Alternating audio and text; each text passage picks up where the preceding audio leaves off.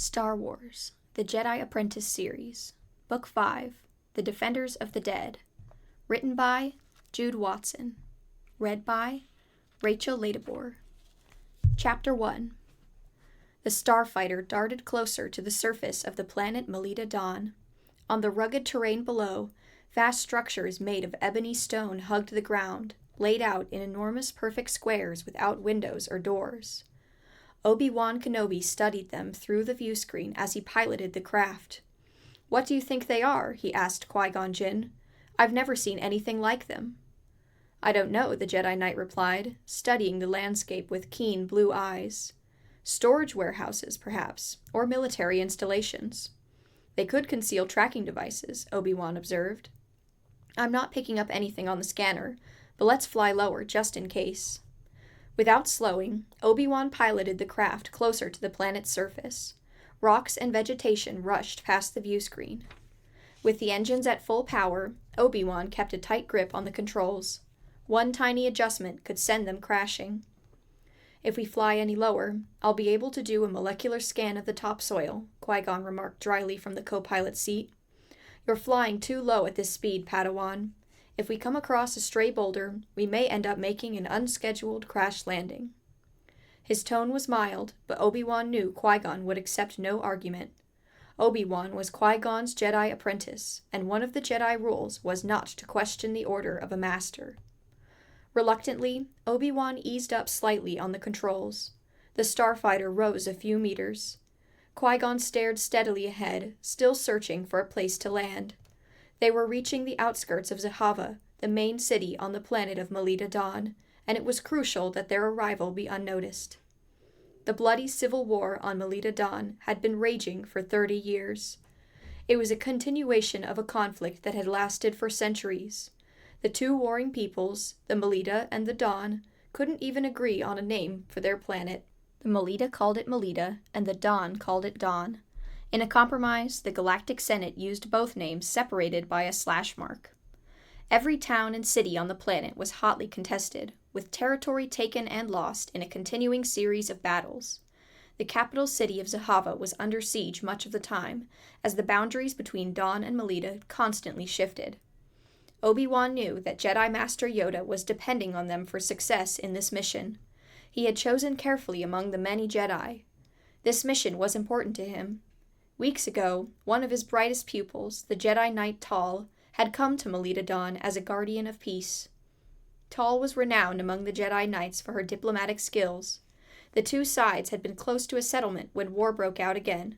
Tal had been badly wounded and captured by the Melita. Just days ago, Yoda had succeeded in getting a message through to his original contact, a Melita named Wehuti. Wehuti had agreed to smuggle Obi-Wan and Qui-Gon into the city and help them to work for Tal's release. The mission ahead was more difficult and dangerous than usual, Obi-Wan knew. This time, the Jedi had not been invited to settle a dispute. They were unwelcome. The last Jedi envoy had been captured, perhaps killed. He glanced over at his master. Qui-Gon's calm, steady gaze swept the landscape ahead. He betrayed no agitation or worry that Obi-Wan could see. One of the many things Obi-Wan admired about Master Qui-Gon was his composure. He had wanted to become Qui-Gon's Padawan because Qui-Gon was well respected for his bravery, skill, and ability with the Force. Although they sometimes had their differences, Obi-Wan had a deep respect for the Jedi Master. "Do you see that canyon?" Qui-Gon asked, leaning forward and pointing. "If you can land between the walls, we can hide the starfighter there. It's a tight fit." "I can do it," Obi-Wan promised. Keeping his speed steady, he stepped down lower. "Slow down," Qui-Gon warned. "I can make it," Obi-Wan said, gritting his teeth. He was one of the better pilots at the Jedi Temple. Why did Qui-Gon always have to correct him? He zoomed into the small clearing with only a centimeter to spare. But at the last moment, too late, he saw that one of the cliffs had a small outcropping. A groaning sound filled the cockpit as the side of the ship scraped against it. Obi-Wan set the craft down and powered down the engines. He did not want to look at Qui-Gon, but he knew that being a Jedi meant taking responsibility for every mistake. He met his master's gaze squarely. He was relieved to see amusement in Qui-Gon's eyes. "At least we didn't promise to return the starfighter without a scratch," he said. Obi-Wan grinned. They had borrowed the transport from Queen Vita on the planet Gala, where they had successfully completed their last mission. As they climbed down from the starfighter onto the rocky terrain of Melita Dawn, Qui-Gon paused. "There is a great disturbance in the Force on this world," he murmured. "Hatred rules this place." "Yes, I feel it," Obi-Wan said. "We must be very careful here, Padawan. When so much volatile emotion is packed into a place, it is hard to keep your distance. Remember, you are a Jedi. You are here to observe and to help where you can. Our mission is to return Tal to the temple." "Yes, Master." The underbrush was thick and leafy, and it was easy to drag large branches and cover the starfighter. It would not be visible from the air. Shouldering their survival packs, the two Jedi headed towards the outskirts of Zahava. They had been instructed to approach from the west, where Wehuti would meet them at a Melita-controlled gate. It was a dusty hike through hills and canyons. At last, the towers and buildings of the walled city were before them. They had kept off the main road, keeping to open country, and now they looked down at the city from a nearby cliff. Keeping low to the ground, Obi-Wan scanned the desolate outskirts of the city. He saw no people on the streets. There was only one entrance to the city on the main road. At the break in the thick wall, a guardhouse stood, bristling with laser cannons trained on the road. Two tall deflection towers flanked the guardhouses. Behind the wall they could glimpse the buildings perched on the steep hills of the city. Close to the wall was a long, low building of black stone, with no windows or doors. "It's a smaller version of those square buildings we saw from the air," Obi-Wan observed. Qui-Gon nodded. "It could be a military building of some kind, and those deflection towers mean that there is a particle shield in place. If we attempt to enter without permission, we'll be blasted with laser fire." "What should we do?" Obi-Wan asked. "We don't want to approach unless we're sure Wehuti is there." Qui-Gon dug in his survival pack for a pair of electro-binoculars. He trained them on the guardhouse. "I've got worse news," he said. "I see a Dawn flag. That means either the whole city is now controlled by the Dawn, or the entrance is." "And Wehuti is a Melita," Obi-Wan groaned. "So there's no way in." Qui-Gon scuttled back to remove himself from sight. He slid the electro-binoculars back into his pack. "There is always a way, Padawan," he said. "Wehuti told us to approach from the west. If we follow the perimeter, we might find an unguarded area. Perhaps he's on the lookout. Once we're away from that guard tower, we can get closer." Keeping to the cover of the shadow of the cliffs, Obi-Wan and Qui-Gon made their painstaking way around the city's walls. When they were out of the guardhouse's sight, they moved closer. Qui-Gon's keen eyes swept every meter of the wall, searching for a break. Obi-Wan knew he was using the Force to test the way ahead, hoping to sense a break in the particle shield. Obi-Wan tried to do the same, but he could only feel glimmers of resistance. "Wait," Qui-Gon said suddenly. He stopped and held up a hand. "Here, there's a break in the shield." "There's another one of those black buildings," Obi-Wan pointed out. The long, low building sat next to the wall on the city side. "I still don't know what they are, but I suggest we avoid them," Qui-Gon remarked. "We'll scale the wall near those trees." "We'll need the Force," Obi-Wan said, eyeing the high wall. "Yes, but a carbon rope would help too," Qui-Gon said, smiling. He put his pack down, then leaned over to root through it. "We'll need yours too, Padawan." Obi-Wan stepped closer to Qui-Gon, swinging his pack off his shoulder to the ground. His boots suddenly hit something with a clang. He looked down and saw he had displaced some dirt on top of a metal plate. "Look, Master," he said. "I wonder what this—" He didn't get a chance to finish. Energy bars suddenly rose from the ground, trapping them. Before they could move, the metal plate slid open, and they fell into an abyss below. Chapter 2. Obi-Wan was falling through some sort of metal tube. He tried to slow his descent with his heels, but they only clattered against the rough metal surface. His speed increased, and he tumbled forward, hitting his head on the edge of the tube and then spilling out onto a dirt floor. He lay for a moment, stunned. Qui-Gon picked himself up immediately, his lightsaber in hand. He stood over Obi-Wan in case he needed protection. "I'm all right," Obi-Wan said, his head clearing. He struggled to his feet, grabbing his lightsaber as he did so. "Where are we?" "In some sort of holding cell," Qui-Gon answered. Smooth durasteel walls surrounded them. There was no crack or opening that Obi-Wan could see. "We're trapped," he said. His voice bounced off the walls, sounding hollow.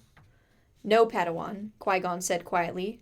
"There is more than one entrance to this cell." How do you know? Because we are not the first to fall into it. Qui-Gon explored the tiny space, using his lightsaber for illumination. The tube we fell down is battered, and the dirt is disturbed by other footprints. The others would have been taken out somehow, and it would be impossible to do so from the way we came in. This trap is engineered to capture, not kill. There must be another door. Besides, he added, there are no bones or remains. That means that whoever set the trap removes who they capture. Eventually, Obi-Wan muttered. His stomach was empty, and he wished he'd had time to eat before he left the starfighter. I lost my survival pack, he told Qui-Gon. It's on the surface. Mine is as well. We'll have to use our lightsabers, Qui-Gon replied. Obi-Wan had food in mind more than illumination, but he followed Qui-Gon's example and activated his lightsaber. He held it close to the walls surrounding him, examining them. As he worked, he felt the Force begin to move between them, filling the space. He clearly saw every irregularity in the seemingly smooth walls. He searched for a hidden seam, sure now that they would find one. All he had to do was trust the Force. As a student at the temple, he had been mystified by the Force. He knew he was Force-sensitive. It was why he had been chosen to study at the temple as a child. But throughout his training, he often found the Force elusive and unreliable. He was able to tap into it, but not every time he wanted to. When he did, he could not control it. With Qui-Gon, he had learned that it was not his job to control it, but to join it. Now he could rely on it to guide him, give him strength and vision. He was beginning to understand how deeply it pulsed, how steady a presence it was. As a Jedi, he had constant access to it. It was the greatest gift he could imagine being given. Here, Qui-Gon said quietly. At first, Obi-Wan could not see anything, but then he noticed the tiny hairline crack in the even surface of the wall. Qui-Gon moved his hand over the seam. Of course the locking device is on the other side, he mused. I'm assuming it's blast-proof, but I'm also assuming that no Jedi has ever been trapped here before. Together, Obi-Wan and Qui-Gon moved the beams of their lightsabers down the outline of the door. The sabers cut through the metal, which curled back like a tender green leaf. A small opening was exposed. Qui-Gon squeezed through, and Obi-Wan followed. He found himself in a short, narrow tunnel, which led to what he sensed was a huge space. It was pitch dark, a darkness so black it held no shadow. Even the glow of his lightsaber seemed swallowed up by the absolute darkness. They stopped, listening carefully, but not a sound moved through the space. Obi-Wan could not even hear his breathing, or Qui-Gon's. Jedi are trained to slow their breath, so they make no sound, even when they are under pressure or stress. I think we are alone, Qui-Gon said quietly. His voice echoed, confirming Obi-Wan's belief that they were in a wide, open space. They moved forward cautiously, lightsabers held in defensive position. Obi-Wan felt a trickle of perspiration snake down the back of his neck. Something was wrong here. He could feel it. The Force is dark, Qui-Gon murmured, angry. Yet I don't feel a living Force here. Obi-Wan nodded. He could not have put his finger on what he felt, but Qui-Gon had been able to. Some deep-rooted evil was here, yet he did not feel a living pulse around him. Obi-Wan's foot hit a ledge that he hadn't been able to see. He reached out to steady himself against a stone column. In that split second of lost concentration, a flicker of movement came from his right. He whirled, lightsaber held high. A warrior appeared, moving quickly toward him from the deep shadows, his blaster aimed straight at Obi-Wan's heart. Chapter 3.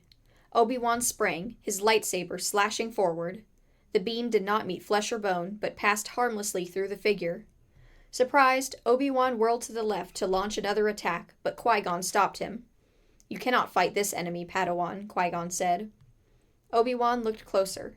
The warrior, he realized, was a hologram. Suddenly, a voice boomed out. I am Quintama, captain of the Melita Liberation Force. The hologram moved his blaster to the side. Tomorrow will commence the 21st Battle of Zahava. It will doom our Dawn enemies to destruction once and for all, and we shall achieve glorious victory.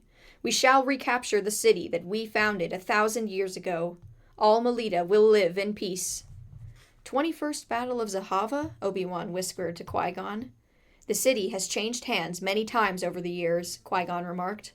Look at his blaster. It's an old model. I'd say 50 years or more. I look forward to glorious total victory, the ghostly figure continued. And yet there is a chance that in achieving that victory I will die. I accept my death willingly, as does my wife Pinani, who fights by my side. But for my children," the booming voice faltered for only a moment. "My children, Renee and Wunana, I leave the memory of the ancestors I have shared with them, the stories of our long persecution by the dawn. I saw my father killed, and I will avenge his death. I saw my village starved, and I will avenge my neighbors. Remember me, my children, and remember what I have suffered at the hands of the dawn. If I die, pick up my weapon and avenge me as I have avenged my family." Abruptly, the hologram disappeared. "I guess he didn't make it," Obi-Wan said. He crouched down to a stone marker. "He died in that battle." Qui-Gon moved past the marker and came to the next. A large golden ball was mounted on a column next to it. He placed his hand on it. Immediately, another hologram rose from its marker, like a ghost. "I must have triggered the first one when I stumbled," Obi-Wan said. The second hologram was a woman. Her tunic was torn and stained, her hair clipped short. She carried a force pike and had one blaster strapped to a hip, another to a thigh. "I am Pinani, widow of Kintama, daughter of the great heroes Bisha and Tirka. Tonight we march on the town of Bin to avenge the battle of Zahava. Our supplies have been depleted. Our weapons are low. Most of us died in the glorious battle to retake our beloved city of Zahava from the ruthless dawn. There is no chance that our battle will succeed, yet we will fight for justice and vengeance against the enemy who persecutes us. My husband died before my eyes. My father and mother died when the dawn marched into our village and rounded them up and killed them. And so I say to you, my children, Renee and Wunana, do not forget us. Fight on. Avenge this terrible great wrong. I will die bravely. I die for you." The hologram blinked out. Obi-Wan crossed to the next marker. Renee and Wunana both died only 3 years later in the 22nd Battle of Zahava, he said. They were barely older than me. He turned and met Qui-Gon's eyes. "What kind of place is this?" he asked. "A mausoleum," Qui-Gon said. "A place for the dead to rest. But here on Melita Dawn, the memories stay alive. Look."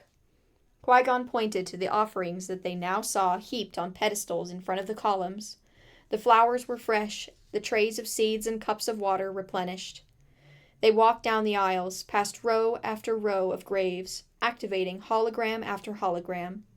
The vast, echoing space filled with the voices of the dead. They saw generations tell their stories of blood and vengeance. They heard tales of whole villages starved and then slaughtered, children torn from their mothers' arms, mass executions, forced marches that ended in suffering and more death. "The dawn sound like a bloodthirsty people," Obi-Wan remarked. The accounts of suffering and agony had moved through him like growing pain from a deep wound. "We're in a Melita mausoleum," Qui-Gon replied. "I wonder what the dawn have to say." "There are so many dead," Obi-Wan observed, "but there's no clear reason why they fight. Battle follows battle, each one conducted to avenge the one before. What is the real dispute?" "Perhaps they have forgotten it," Qui-Gon said. "The hatred is bred in their bones. Now they fight over meters of territory, or to avenge a wrong that happened 100 years before." Obi-Wan shivered. The damp, cold air had invaded his body. He felt cut away from the rest of the galaxy.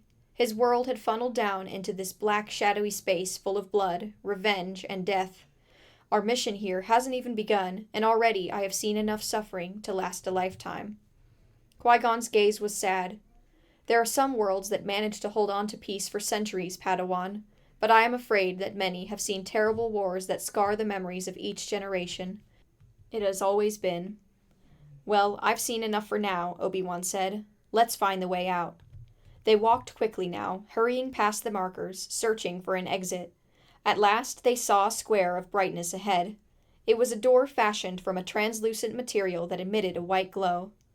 Qui-Gon pressed the exit indicator light, and they spilled out into the weak sunshine with relief. They remained in the shadow of the doorway, scanning the immediate area before moving on. The mausoleum was perched on a ridge. Ahead of them rose a steep hill that ended in an overhanging cliff. A path wound through gardens to their left, a wall to their right. "I guess we have to go that way," Obi-Wan said, pointing to the path. "I suppose," Qui-Gon said. Still, he hesitated. his keen gaze searching the steep hillside in front of them. Suddenly, the dirt exploded in front of Obi-Wan's feet. "Snipers!" Qui-Gon yelled. "Take cover!" Chapter 4. The blaster fire came from the top of the overhanging cliff. Obi-Wan and Qui-Gon leapt to the top of the wall on their right. Chips of stone splintered and flew as blaster fire ripped into the wall. Qui-Gon took a split second to balance and survey what lay below. Then he leaped down, Obi-Wan directly behind him. They landed in a small area with humming banks of machinery. Walls surrounded them on 3 sides, the mausoleum building on the other. They would be trapped here under fire, but at least the blaster fire could not reach them. Qui-Gon wondered fleetingly if the snipers would get bored and go away. Unfortunately, in his long experience, snipers never got bored and went away. Qui-Gon examined the machinery. These must be the heating and cooling units for the building, he observed as blaster fire continued to rip over their heads. "At least we're out of the line of fire," Obi-Wan said. "I'm afraid we have a bigger problem," Qui-Gon said. He bent down to examine a metal tank. "This is full of proton fuel. If the blaster fire hits it, we'll be blown from here back to the starship." He exchanged a concerned glance with Obi-Wan.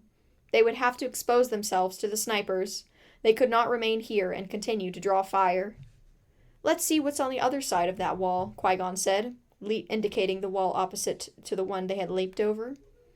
Obi-Wan and Qui-Gon summoned the Force. When Qui-Gon felt it grow and pulse around them, he jumped, along with Obi-Wan. As they leaped into midair, they took a quick survey of what lay on the other side, blaster fire suddenly intensifying around them. Qui-Gon deflected it with his lightsaber. They fell back to the ground. "It's a big drop down to that ravine," Obi-Wan reported to Qui-Gon. "Do you think we can make it?" "The ground looks soft," Qui-Gon said. "That could help our landing, but if it's swampy, we could be in trouble.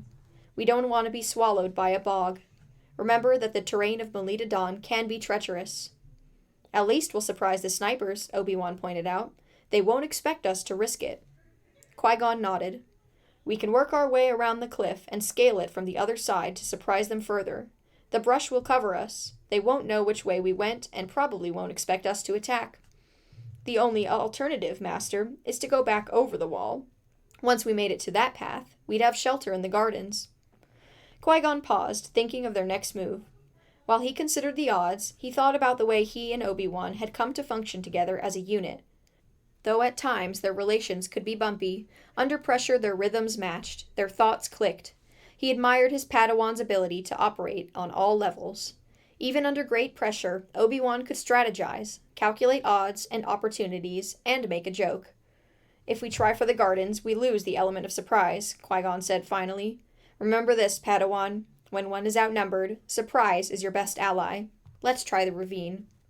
Blaster fire pinged against metal, and Qui-Gon flicked an apprehensive gaze at the proton gas tank. "I think it's time we left. Don't forget that there's a line of shrubs at the immediate bottom of the slope on the other side. Make your jump as wide as you can."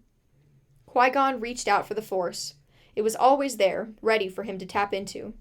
It was his companion as much as Obi-Wan was. He pictured the leap he would have to make. Nothing was impossible when the Force was near. His body would do what it needed to do. They backed up as far as they could for a running start. Then they ran forward 3 quick steps and took the leap. They cleared the wall easily. The Force and the momentum sent them sailing through the air, over the steep slope into the ravine. Qui-Gon felt the swampy ground move under his feet as he landed, but it did not suck him down. Obi-Wan landed softly a short distance behind him. "Hurry, Padawan," Qui-Gon urged. Mud sucked at their boots, hampering their progress as they struggled to make their way around the cliff face. They could hear the blaster fire, and then the thump of a proton grenade exploding. Qui-Gon turned. The grenade had fallen just short of the walled enclosure. But if one scored a direct hit on the proton fuel tank, it could help them. An explosion would be good cover for an assault. At last they made it to the opposite side of the cliff. Here the rocky ground sloped sharply upward. It would be a steep climb, but at least the ground was firm. Obi-Wan moved quickly and tirelessly beside him, his physical strength backed by his strong will. Obi-Wan would learn grace as he grew older, Qui-Gon knew. They slowed their ascent as they grew closer to the top of the hill. Surprise was not only helpful, but necessary. They had no idea how many snipers they would find. When they were close to the top, Qui-Gon gave the signal and they dropped to their knees. They lay flat, then squirmed up the remaining distance on their stomachs. Qui-Gon guided them to the shelter of a cluster of boulders at the hill's edge. 4 snipers were lined up on the cliff face, laying flat with their blasters pointed towards the mausoleum. Not bad odds for a Jedi, Qui-Gon thought. Silently, he drew his lightsaber. Obi-Wan did the same. At Qui-Gon's nod, the 2 of them leapt up, activating their lightsabers at the same time. They barely made a whisper of sound as they moved. Qui-Gon headed for the largest, strongest-looking sniper. Obi-Wan leapt towards the sniper about to fire a blaster rifle. With a signal blow of Obi-Wan's lightsaber, the blaster rifle cracked in 2. Qui-Gon struck down at the largest sniper's weapon, and the blaster flew from his hand. The sniper rolled away to avoid the next blow, kicking out at Qui-Gon as he did so. The blow connected, sending fire through Qui-Gon's ribcage and surprising him. He was also surprised to note the sniper had only 1 arm. A 3rd sniper moved towards Qui-Gon with the vibro shiv. Qui-Gon turned quickly to his left to avoid the blade, slashing down with his lightsaber to disarm the sniper. Obi-Wan launched himself at the 4th sniper and kicked his blaster rifle off the cliff. Qui-Gon somersaulted backwards as the 1-armed sniper fired from a blaster he'd retrieved from an ankle holster. The blaster fire just missed him. The 2nd sniper, who had lost his vibro shiv, threw a proton grenade at Qui-Gon. The Jedi Knight leapt out of the way, and it sailed over the cliff. Qui-Gon whirled to disarm his 1-armed opponent, but suddenly he was shaken by an enormous explosion. The grenade had hit the proton gas tank. Qui-Gon felt air move against his skin like a wall of fire. His Jedi reflexes helped him stand his ground.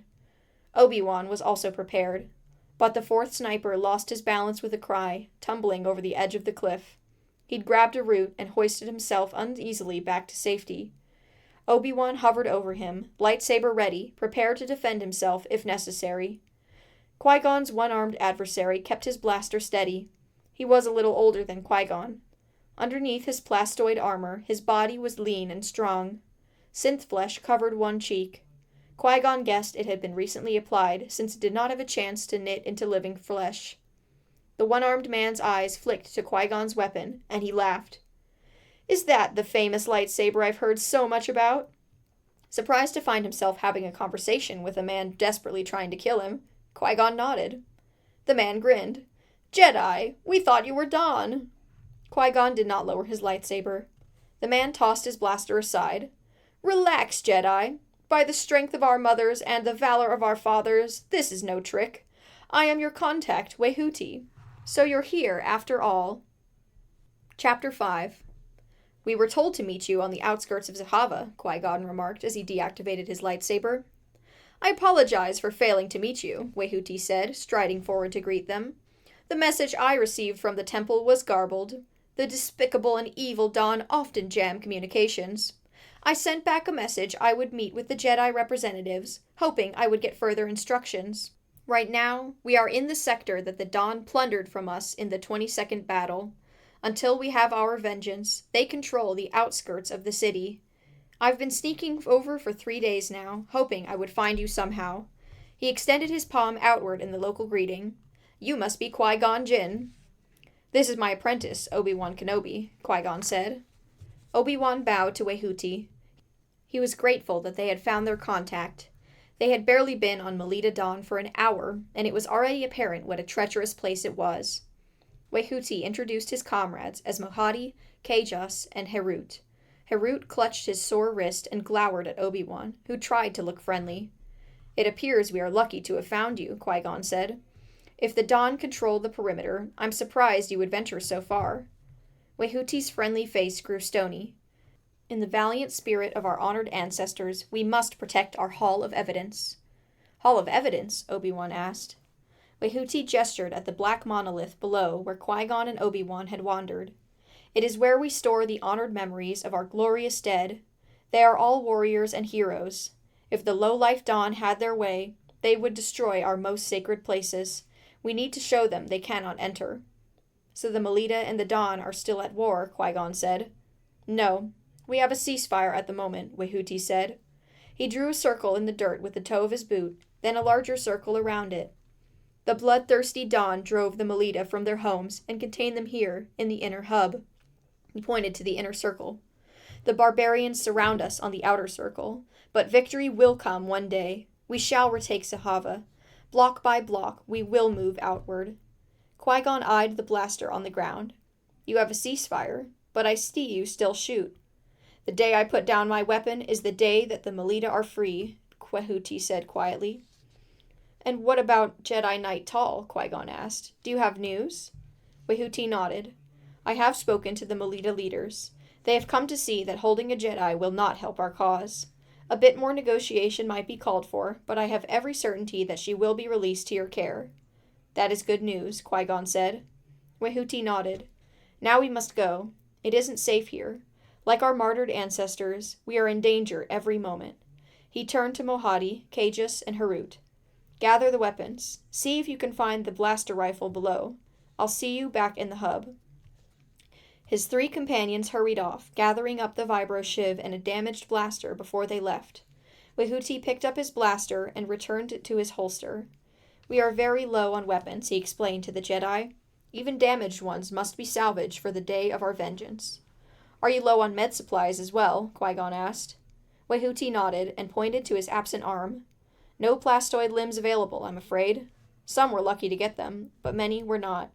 We ran through everything we had after the last battle of Zahava, and the government has no money to order more. But I do all right. The sacrifice of my people means more than my pain. Qui-Gon touched the spot where Wehooty had hit him and winced. You do just fine, he told his former attacker. Wehooty led them back down the rocky slope and turned down a path that ran behind houses at the edge of a park. The park was filled with damaged and rusting starfighters and floaters. The Dawn don't seem to have funds either, Qui-Gon noted. The last war bankrupted both sides, Wehooty said cheerfully. At least we're even. He handed the Jedi 2 yellow discs. In case we're stopped, these are forged Dawn identity cards. But let's hope we're not stopped. Wehooty led them down twisting alleyways and through the rear gardens of the grand houses, down tiny streets and over rooftops. If they saw people ahead, they ducked into the shadows of buildings, or simply turned in the opposite direction. A fine rain began to fall, keeping most people off the streets. You know the city well, Qui-Gon observed. Wehooty's mouth twisted. I lived in this area as a young man. Now I am forbidden to come here. At last they reached a desolate area. The buildings were bombed out, the windows shattered. This used to be a Melita neighborhood, Wehooty explained. Now the Dawn control it, but no one will live here. Too close to Melita territory. They hurried down the street. Ahead was a tall fence with 2 deflection towers flanking it. Cannons were trained at the streets ahead. Don't worry, Wehooty said. The guards know me. They walked past the checkpoint with Wehooty giving a casual wave to the guards. They saluted him respectfully. Obi-Wan noted that they were older, possibly in their 60s. They seemed old to be guards. Once in Melita territory, Obi-Wan tried to relax, but his nerves were still jumping. He felt just as apprehensive as he had in Dawn territory. Maybe it was the severe disturbances he could feel in the Force. Qui-Gon strode by his side, his face impassive, but Obi-Wan knew his master was alert and watchful. Barricades and checkpoints were set up at almost every block. He could see the evidence of battles fought here. Blaster and grenade blasts pockmarked the buildings, and many were in ruins. Everyone he saw on the streets carried weapons in plain view. It was like the planets he'd heard about in the far reaches of the galaxy, where no laws were followed. We noticed other halls of evidence as we flew over Melita Dawn, Qui-Gon remarked to Wehooty. We call our world Melita, Wehooty corrected Qui-Gon in a friendly way. We do not link our great tradition to that of the filthy Dawn. Yes, even the Dawn have halls of evidence. Evidence of their lies, we say. We Melita visit our ancestors every week to hear their stories. We bring our children so we keep alive the history of injustices the Melita have suffered at the hands of the Dawn. Nobody forgets. Nobody will ever forget. Obi-Wan felt a chill at Wehooty's grim words. Even if the Dawn were as bad as he said, how could they continue to wage battle after battle when they were destroying their world piece by piece? He could see that Sahava had once been a beautiful city.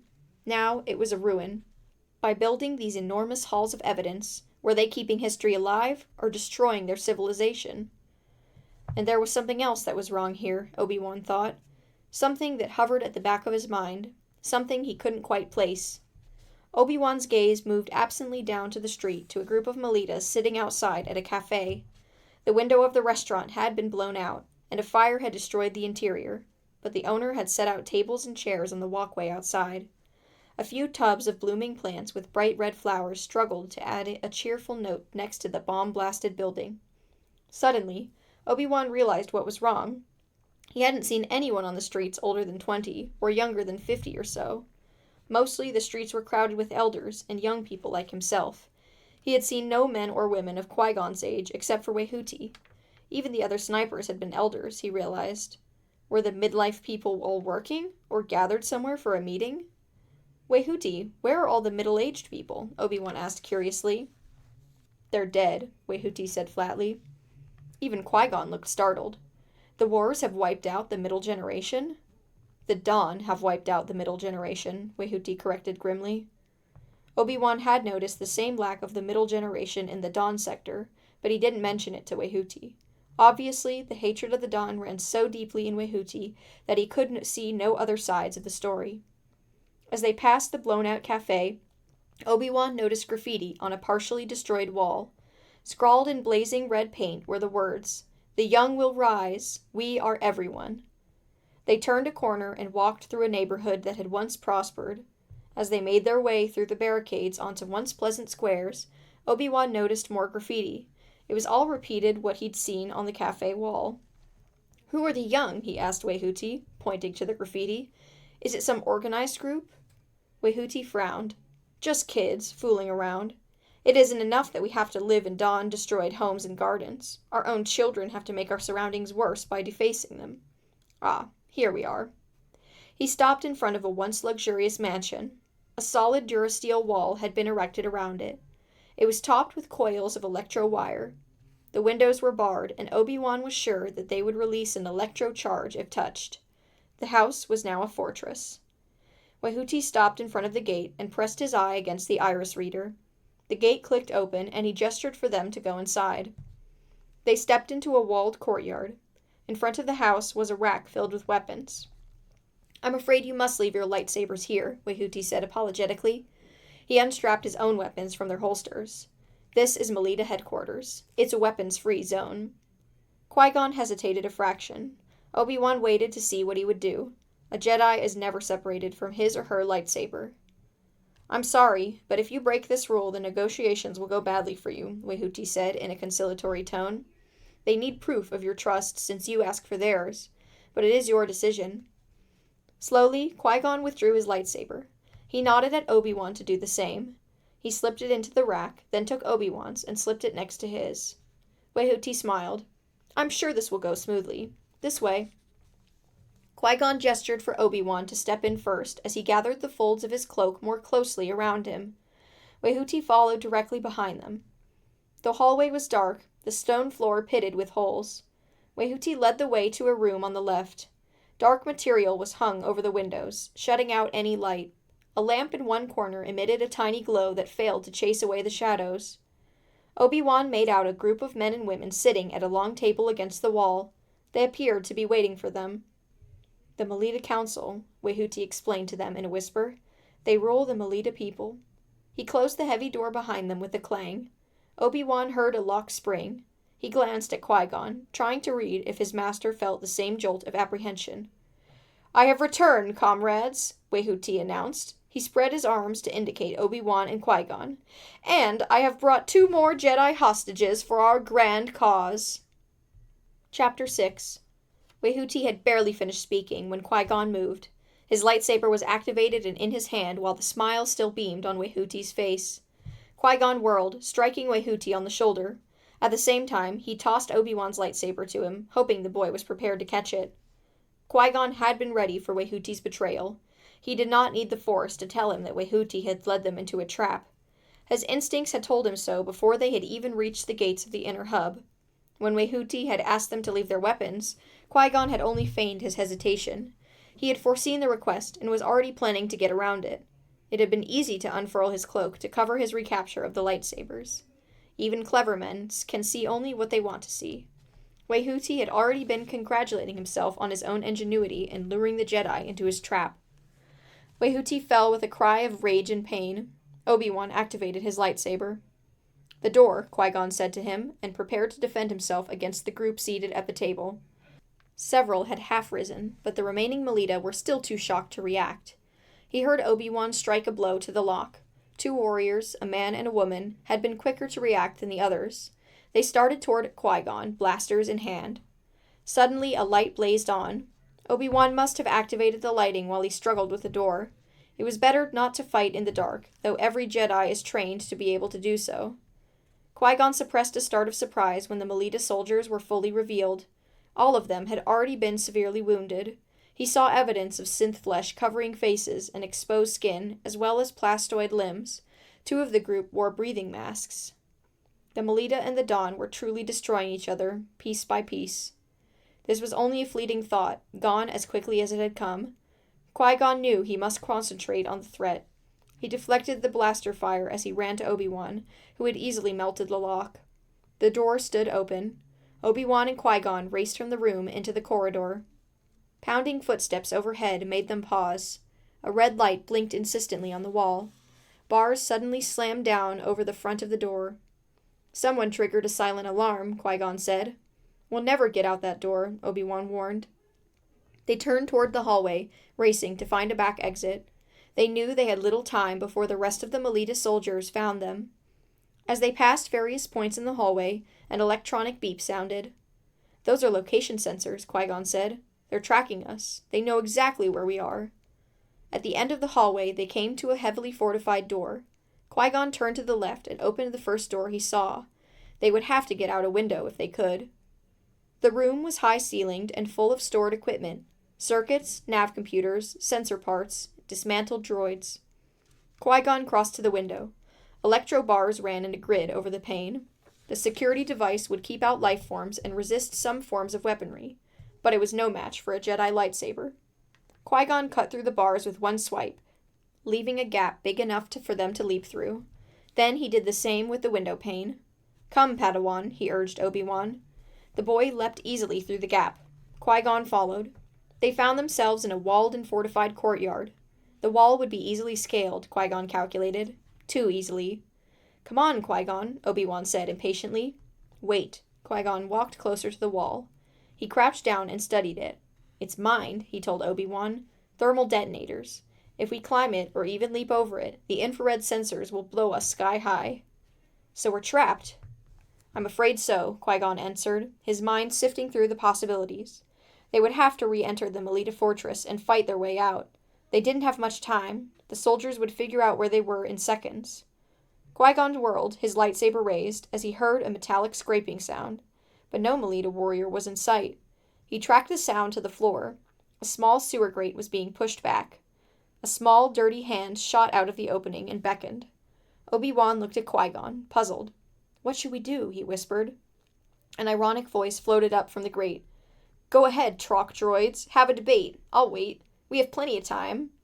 Qui-Gon heard shouting and running in the fortress. Any moment now, soldiers would appear at the window. "Let's go," he told Obi-Wan. He waited while his Padawan slithered into the opening. Qui-Gon followed blindly, his feet searching and finding the rung of a ladder leading downward. Hoping he hadn't made a mistake, Qui-Gon climbed down. Chapter 7. Obi-Wan felt his way down the rickety metal ladder. He stepped off the last rung into ankle-deep water. Qui-Gon followed, moving with his usual grace, surprising for such a large man. It was impossible to tell if the rescuer was a boy or a girl. The figure wore a hooded tunic and pressed a dirty finger against its lips. Then, he or she raised a finger and pointed above. The meaning was clear. If they weren't absolutely quiet, the guards above would hear them. The footsteps above were loud, the voices angry and insistent. The Jedi's rescuer turned and walked very slowly through the water, raising one foot and slipping it carefully back into the water so that no splash was heard. Obi-Wan followed the example. Softly, quietly, they moved farther down the tunnel. The walls were shored up with splintered beams. Obi-Wan eyed them uneasily. The tunnel did not seem very secure to him. Still, it was an improvement over fighting his way out of a heavily armed fortress. As soon as they had put some distance between themselves and the entrance, they picked up their pace. They walked through what felt like miles of tunnel, slogging through water and muck. Occasionally, the water was up to their knees. The rescuer led them through old sewer tunnels, and the smell was terrible. Obi-Wan tried not to gag. Their rescuer seemed not to notice it, but kept up at the same dogged, determined pace. At last, they came to a large vaulted space illuminated by several glow rods mounted on the walls. The ground was dry here, the air noticeably fresher. The room was dotted with rectangular stone boxes overgrown with moss. More lined the walls. "Tombs," Qui-Gon murmured. "It's an old resting ground." One of the tombs, scraped clean of moss, gave off a pale white gleam in the darkness. Stools were drawn up around it. A group of young boys and girls, some the same age as Obi-Wan, some younger, sat eating from bowls at the makeshift table. A tall boy with close-cropped dark hair noticed their entrance. He stood. "I found them," their rescuer announced. The boy nodded. "Welcome, Jedi," he said, solemnly. "We are the young." Around them, the walls seemed to move. Shapes took form and became boys and girls, appearing out of the shadows and from behind the tombs to gather around Obi-Wan and Qui-Gon. Startled, Obi-Wan gazed around at their faces. Most of them were thin and dressed in rags. All wore makeshift weapons tied onto belts or shoulder holsters. They gazed at him curiously, without any attempt to be polite. The tall boy moved forward. He wore a battered chestplate of plastoid armor. "I am Nield. I lead the young. This is Sarasi." Their rescuer threw back the hood, and Obi-Wan saw that she was a girl of about his age. Her copper hair was cut short and ragged. She had a small face with a pointed chin, and her pale green eyes were like crystals, glittering even in the dark vault. "Thank you for rescuing us," Qui-Gon said. "Now, can you tell us why you did?" "You would have been a pawn in the game of war," Nield said with a shrug. "We prefer that the game be over." "I saw graffiti on walls about the young," Obi-Wan said. "Are you Melita or Dawn?" Sarasi shook her head. "We are everyone," she said, lifting her chin proudly. "And you want the war to stop?" Qui-Gon asked. "There is a ceasefire," Obi-Wan pointed out. Nield waved his hand. "The war will start again. Tomorrow, next week. It always does. Even the oldest among the elders don't remember what the original grievance was. They don't remember why the war began. They only remember the battles. They keep archives and go once a week to remind each other of the blood that has been spilled. They used to make us go, too." "The halls of evidence," Obi-Wan said, nodding. "Yes, they pour money into those halls while the cities decay around us," Nield said contemptuously. "While the children starve and ill die for lack of med supplies. Both Melita and Dawn use up huge tracts of land, while there is no land left to farm. No land left that has not been scarred by war or taken up by the preparation for more war." "Yet they go on fighting," Sarasi put in. "The hatred never stops." "And who do our glorious leaders defend?" Nield asked. "Only the dead." He gestured at the tombs. "The dead are everywhere on Melita Dawn. We have no spaces left to put them. This is an old burial ground, and there are many others above us. The young are for the living. It is up to us to take back the planet. The middle generation is gone. Our parents are dead. Any who are left have joined with the elders to keep on fighting. Right now, the tactics are sniping and sabotage, since most of the weaponry and ammunition was depleted in the last great battle. There are hardly any starfighters left," Sarasi told them. "Both the Melita and the Dawn are pouring whatever money they have into factories to make more weapons. They are forcing children to work for them. They are forcing anyone over 14 to join the army. That's why we came underground. It was either this or die." Obi-Wan gazed around the vault at the faces of the boys and girls around him. From what he had seen in his short time on the planet, he knew that Nield and Sarasi were right. The elders were destroying the planet. The time-honored moral law of improving a world for future generations did not hold here. Even children were sacrificed to hatred. Obi-Wan admired them for fighting back. "That's why we saved you from Huti," Nield explained. "The War Council was planning to use the two of you as hostages to force the Jedi Council to back a Melita government. They hope to force you to speak on their behalf in the Senate on Coruscant." "Then he does not know the Jedi," Qui-Gon remarked. A slender boy spoke up. "He doesn't know anything," he said in a joking tone. "He's a Melita."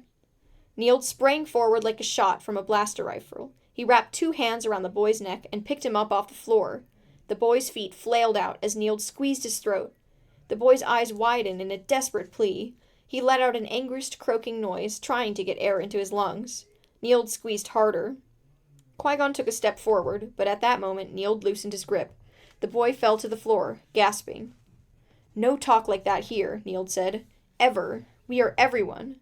Towin, you'll sleep for 3 days and drain 2 for that." The boy nodded, his hands on his throat protectively, trying to gasp in air.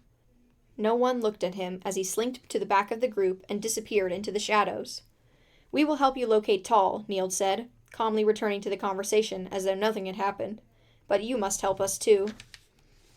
Obi-Wan had to stop himself from crying out. "Of course we will help you." It was up to his master to do that. Never in any mission had he met a cause that seemed so just. They had been sent here to rescue Tal, but surely, if they could continue her mission as guardian of peace, they should do so. It was in the galaxy's best interest to stabilize the planet. Neild was offering them a chance to do this as well as their primary mission. He waited for Qui-Gon to speak. All the faces in the vault turned expectantly to the tall, rugged Jedi. "We have spoken to the Melita," Qui-Gon said cautiously. "We have spoken to you, but we have not received a complete picture of what goes on here. I cannot promise you help until I have seen something of the dawn." It took a moment for Qui-Gon's words to sink in. Then Neild's face flushed with anger. "You want to see something of the dawn?" he asked challengingly. "I am a dawn. Come with me. I'll show you that the dawn are no better than the Melita, and no worse." Chapter 8. Sarasi led the way through the tunnels again, away from the direction they had come in, straight into Dawn territory. "Sarasi knows every step of these tunnels," Neild explained as they followed behind her. His earlier anger had passed as quickly as it had come. She was the first to come down here to live. "Why did she leave her life above ground?" Qui-Gon asked. "She saw the way things are, as I did," Neild answered. "There is no life for us up there. Down here we have muck and filth, but we have hope." His teeth gleamed in the darkness as he smiled. "It may seem strange to you, but we're happier here." "It's not strange at all," Obi-Wan said. "Was it the young who shored up the tunnels?" Qui-Gon asked. "The work seems recent." Neild nodded before squeezing through a small opening, then waited for them to enter the new tunnel. "We did it bit by bit, piece by piece. The tunnels were built during the 18th Battle of Zahava. The Dawn expanded the water and sewage tunnels and broke through into the underground burial vaults from the 10th War, working secretly at night to enter the Melita sector. That's when the city was divided between North and South. They won that battle." "And then the 19th Battle of Zahava was fought barely 6 months later," Sarasi said, overhearing them. "The battles never stop. They never will, unless we act." Sarasi paused.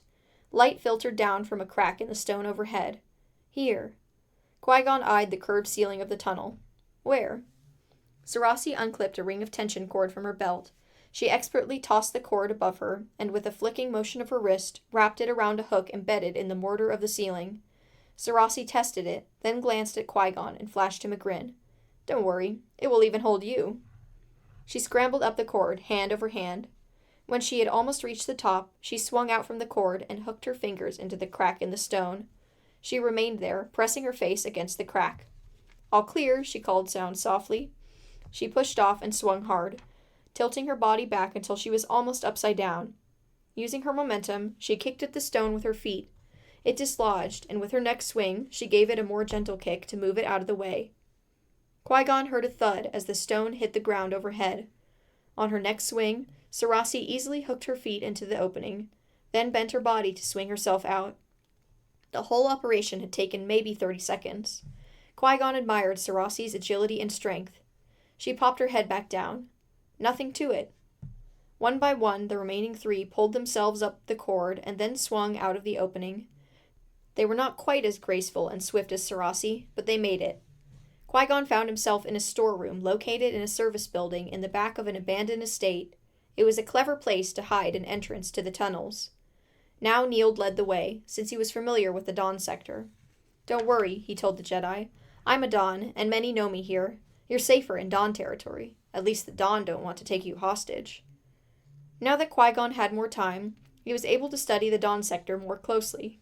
It didn't seem that much different than the inner hub. Abandoned, bombed-out buildings, barricades, food shortages in the shops, and everywhere people were going about their daily lives with old and ragged weapons strapped to chests, hips, and ankles. He did not see many faces younger than 60 or older than 20. This used to be a beautiful city, Neild remarked, sadness in his voice. I've seen drawings and hologram recreations. It's been completely rebuilt 7 times. When I was very young, I remember trees and blossoms and even a museum that had nothing to do with the dead. There were no barricades for 5 years, Sarasi said softly. Dons and Melitas mixed in both sectors. In some neighborhoods they even lived side by side. Then the 25th Battle of Zahava began. What about your parents, Sarasi? Obi-Wan asked. Sarasi's expression was hard for Qui-Gon to read. She seemed to struggle with the decision to share even a part of her story. Their hatred destroyed them, like so many others. My mother died while conducting a sniper raid. My brother was sent to the country to work in a munitions factory. I've not heard a word from him since.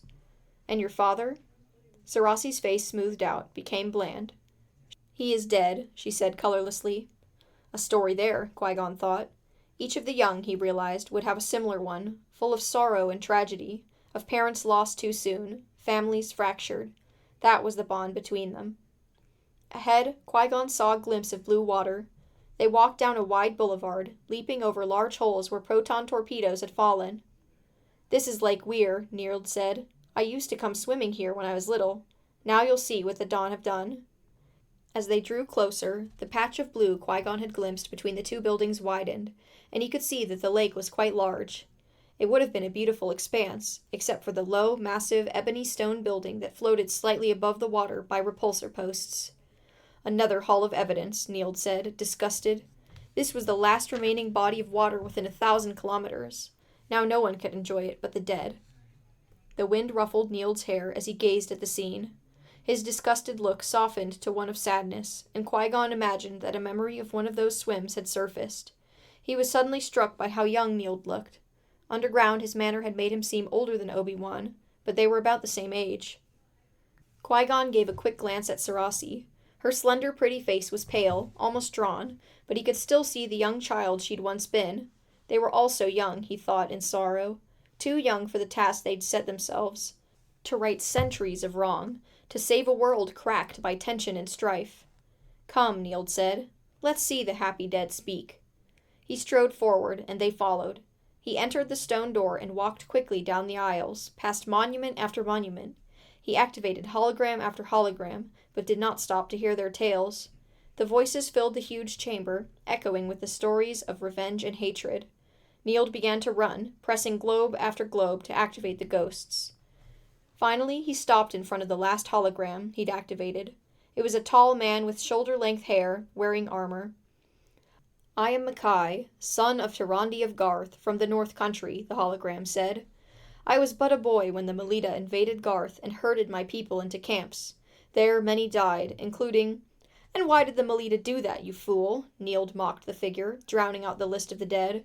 Perhaps because the Don soldiers in the North Country attacked the Melita settlements without warning, killing hundreds? The warrior's tale went on. And my mother died that day without ever being reunited with my father. My father died in the great battle of the plains, avenging the great wrong of the Melita during the Battle of the North, which had taken place a century before, Neild scoffed. And today I go to battle with my 3 sons. My youngest son is too young to join us. I fight today so that he may never have to fight. Fat chance, Neild jeered. We seek justice, not vengeance, and that is why I know we shall triumph. The warrior raised his fist, then opened it in a gesture of peace. Liars and fools, Neild shouted. He turned abruptly away from the hologram. Let's get out of here. I can't bear their stupid voices anymore. They walked out into the open air. Gray clouds were massing overhead, and the water looked almost as black as the great hall that floated above it, casting a long shadow. It was hard to tell where the building ended and the water began. Do you see? Neild demanded of Qui-Gon. They will never stop. The young are this world's only hope. I know the Jedi are wise. You must see that our cause is just. Don't we deserve a chance? Neild's golden eyes burned with fervor. Qui-Gon glanced at Obi-Wan. He saw that the boy had been not only moved by Neild's words, but deeply stirred. That made him uneasy. Though a Jedi's heart could be touched, it was his duty to remain unbiased and calm. The situation here was complicated and volatile. They would need clear heads to navigate it. His instinct told him it was better not to take sides. But there was the question of Tal. Rescue was their primary mission. Neild had promised his help. Could he deliver on his promise? I know where Tall is being held, Neild said, almost as though he'd read Qui-Gon's mind. She is alive. You can get us to this place? Qui-Gon asked. Sarasi can, Neild said. It is heavily guarded, but I have a plan to take care of that. While you are rescuing Tall, the young will launch a surprise attack. I am not sure how surprising an attack would be, given that the Melita know that the Jedi are on the loose, Qui-Gon said. They will be expecting it. But they will not be expecting a dawn attack. Are the Dawn planning to attack? Obi-Wan asked. No, Neild answered, but that doesn't mean that Melita can't think they are. Our plan is to stage diversionary attacks in both the Melita and Dawn sectors. The Melita will think that the Dawn are attacking and send their forces out into the streets to defend themselves. The Dawn will do the same. I promise you confusion and chaos. Then you can go after Tall. But you have no weapons, Obi-Wan said. How do you expect to attack? We have a plan, Neild said mysteriously. All we ask of you is to stay in the vault and not contact the Melita. Right now, they are searching for you everywhere. It is better that their forces be busy with that chore so that we can do our work. So you see how easy we're making this for you, Sarasi asked. All we ask is that you do nothing. We'll take care of the diversion, Neild continued. You take care of Tall. I also know that her wounds were severe. She needs medical attention. Annoyed, Qui-Gon gazed out at the water to buy time. He knew Neild was blackmailing him, forcing him to bend to his wishes so that Qui-Gon could fulfill his mission. He had been outmaneuvered by a child. And Obi-Wan, he saw, was enjoying it. Another curl of apprehension registered along his spine. He turned back to Neild and Sarasi. All right, he said. Obi-Wan and I will wait for you to bring us to Tall. Our primary objective is her rescue. After that, you're on your own. Is that good enough? Neild grinned. It is all we need. Chapter 9. Back at the tunnel, preparations began. Neild and Sarasi huddled with the rest of the young, deep in conversation. Obi-Wan sat quietly at the table, watching them. The determination on their faces told him that whatever the outcome, the Dawn and the Melita were both in for a big surprise at dawn the next day. Qui-Gon paced on the other side of the room, displaying a rare show of impatience. If you need any help with strategy, he began. Sarasi turned. No, she said curtly. We don't need any help. Another opinion can only strengthen your odds, Qui-Gon said quietly. This time, Sarasi didn't bother to turn. Neild did not even look up. We do not want your help, Jedi, Sarasi said, even more sharply than before. Obi-Wan glanced at Qui-Gon to gauge his reaction. He saw his master struggle with his irritation. But although Qui-Gon could be impulsive, he was never petty. The irritation left him, and his usual mask of calm returned. Padawan, I am going to explore the tunnels, he told Obi-Wan in a low voice. It is better to not rely totally on the young to guide us. You, remain here. Obi-Wan nodded. For once, he didn't want to accompany Qui-Gon. He wanted to stay and watch the young plan the battle. Sarasi divided the young people into teams and assigned them tasks. They worked on makeshift weapons fashioned from scraps. Their most prominent weapon was a powerful slingshot that threw laser balls. The balls could only sting a life form if they connected, but if they hit a hard object, they made a sound like blaster fire. Over the course of the afternoon, Obi-Wan tried to grow used to the muffled sound of explosions. War toys were part of the childhood of both Melita and Dawn. The young were modifying them to amplify their sound effects. They worked in the rooms branching off from the main tunnel on missile tubes, packing them with pebbles and paint. Sarasi worked on a pile of slingshots in a corner, honing them with a sharp knife and testing their accuracy with wadded-up flimsiplast. The flimsiplast winged across the high space, hitting the same stone block with deadly accuracy. Sarasi worked tirelessly, without a break. I'd like to help, Obi-Wan said, approaching her. Not with strategy, he added quickly. I know you have that under control, but I can help with this. Sarasi pushed a lock of hair from her eyes and smiled slightly. I guess I was hard on your boss master, huh? He's not my boss, really, Obi-Wan said. That's not the Jedi way. He's more of a guide. Sure, whatever you say. But if you ask me, elders always think they know best. They just get in the way. She handed a knife to Obi-Wan. If you can hone it to the same thickness as the ones I did, we could get these done in a flash. Obi-Wan sat and began to scrape the knife against the supple wood. What do you think our chances of success are tomorrow? Excellent, Sarasi said firmly. We're relying on the hatred of the two sectors. All we need to do is create the illusion of battle. Both sides will react without bothering to verify reports of blaster fire and torpedo launches. They expect warfare at any moment. Your battle may be an illusion, but the danger is not, Obi-Wan pointed out. Both sides will have real weapons to fire. Sarasi shook her head. I'm not afraid. Awareness of fear can protect you if it does not overtake you, Obi-Wan replied. Sarasi snorted. Is that one of your boss master Jedi's sayings? Obi-Wan flushed. Yes, and I have found it to be true. Awareness of fear is an instinct that warns you to be careful. Anyone going into battle who says they are not afraid is a fool. Well, call me a fool, Pata Jedi, Sarasi said flatly. I'm not afraid. Ah, Obi-Wan said lightly. You go into glorious battle without fear, confident that your filthy enemy will collapse. He was repeating the vain boasts of the dead in the halls of evidence, and Sarasi knew it. She flushed as Obi-Wan had a moment before. More Jedi wisdom. It's a wonder you managed to survive this long, if you keep pointing out what foolish things people say, Sarasi finally said with a half-smile. Okay, I get your point. I'm no better than my ancestors. Marching blindly into a battle, I will lose. I'm not saying you will lose. Sarasi paused, fully seeing Obi-Wan for the first time. Well, maybe I'll feel afraid on the day of battle, but today I feel ready. This is the first step towards justice. I can't wait to take it. Do you have any wisdom about that? No, Obi-Wan admitted.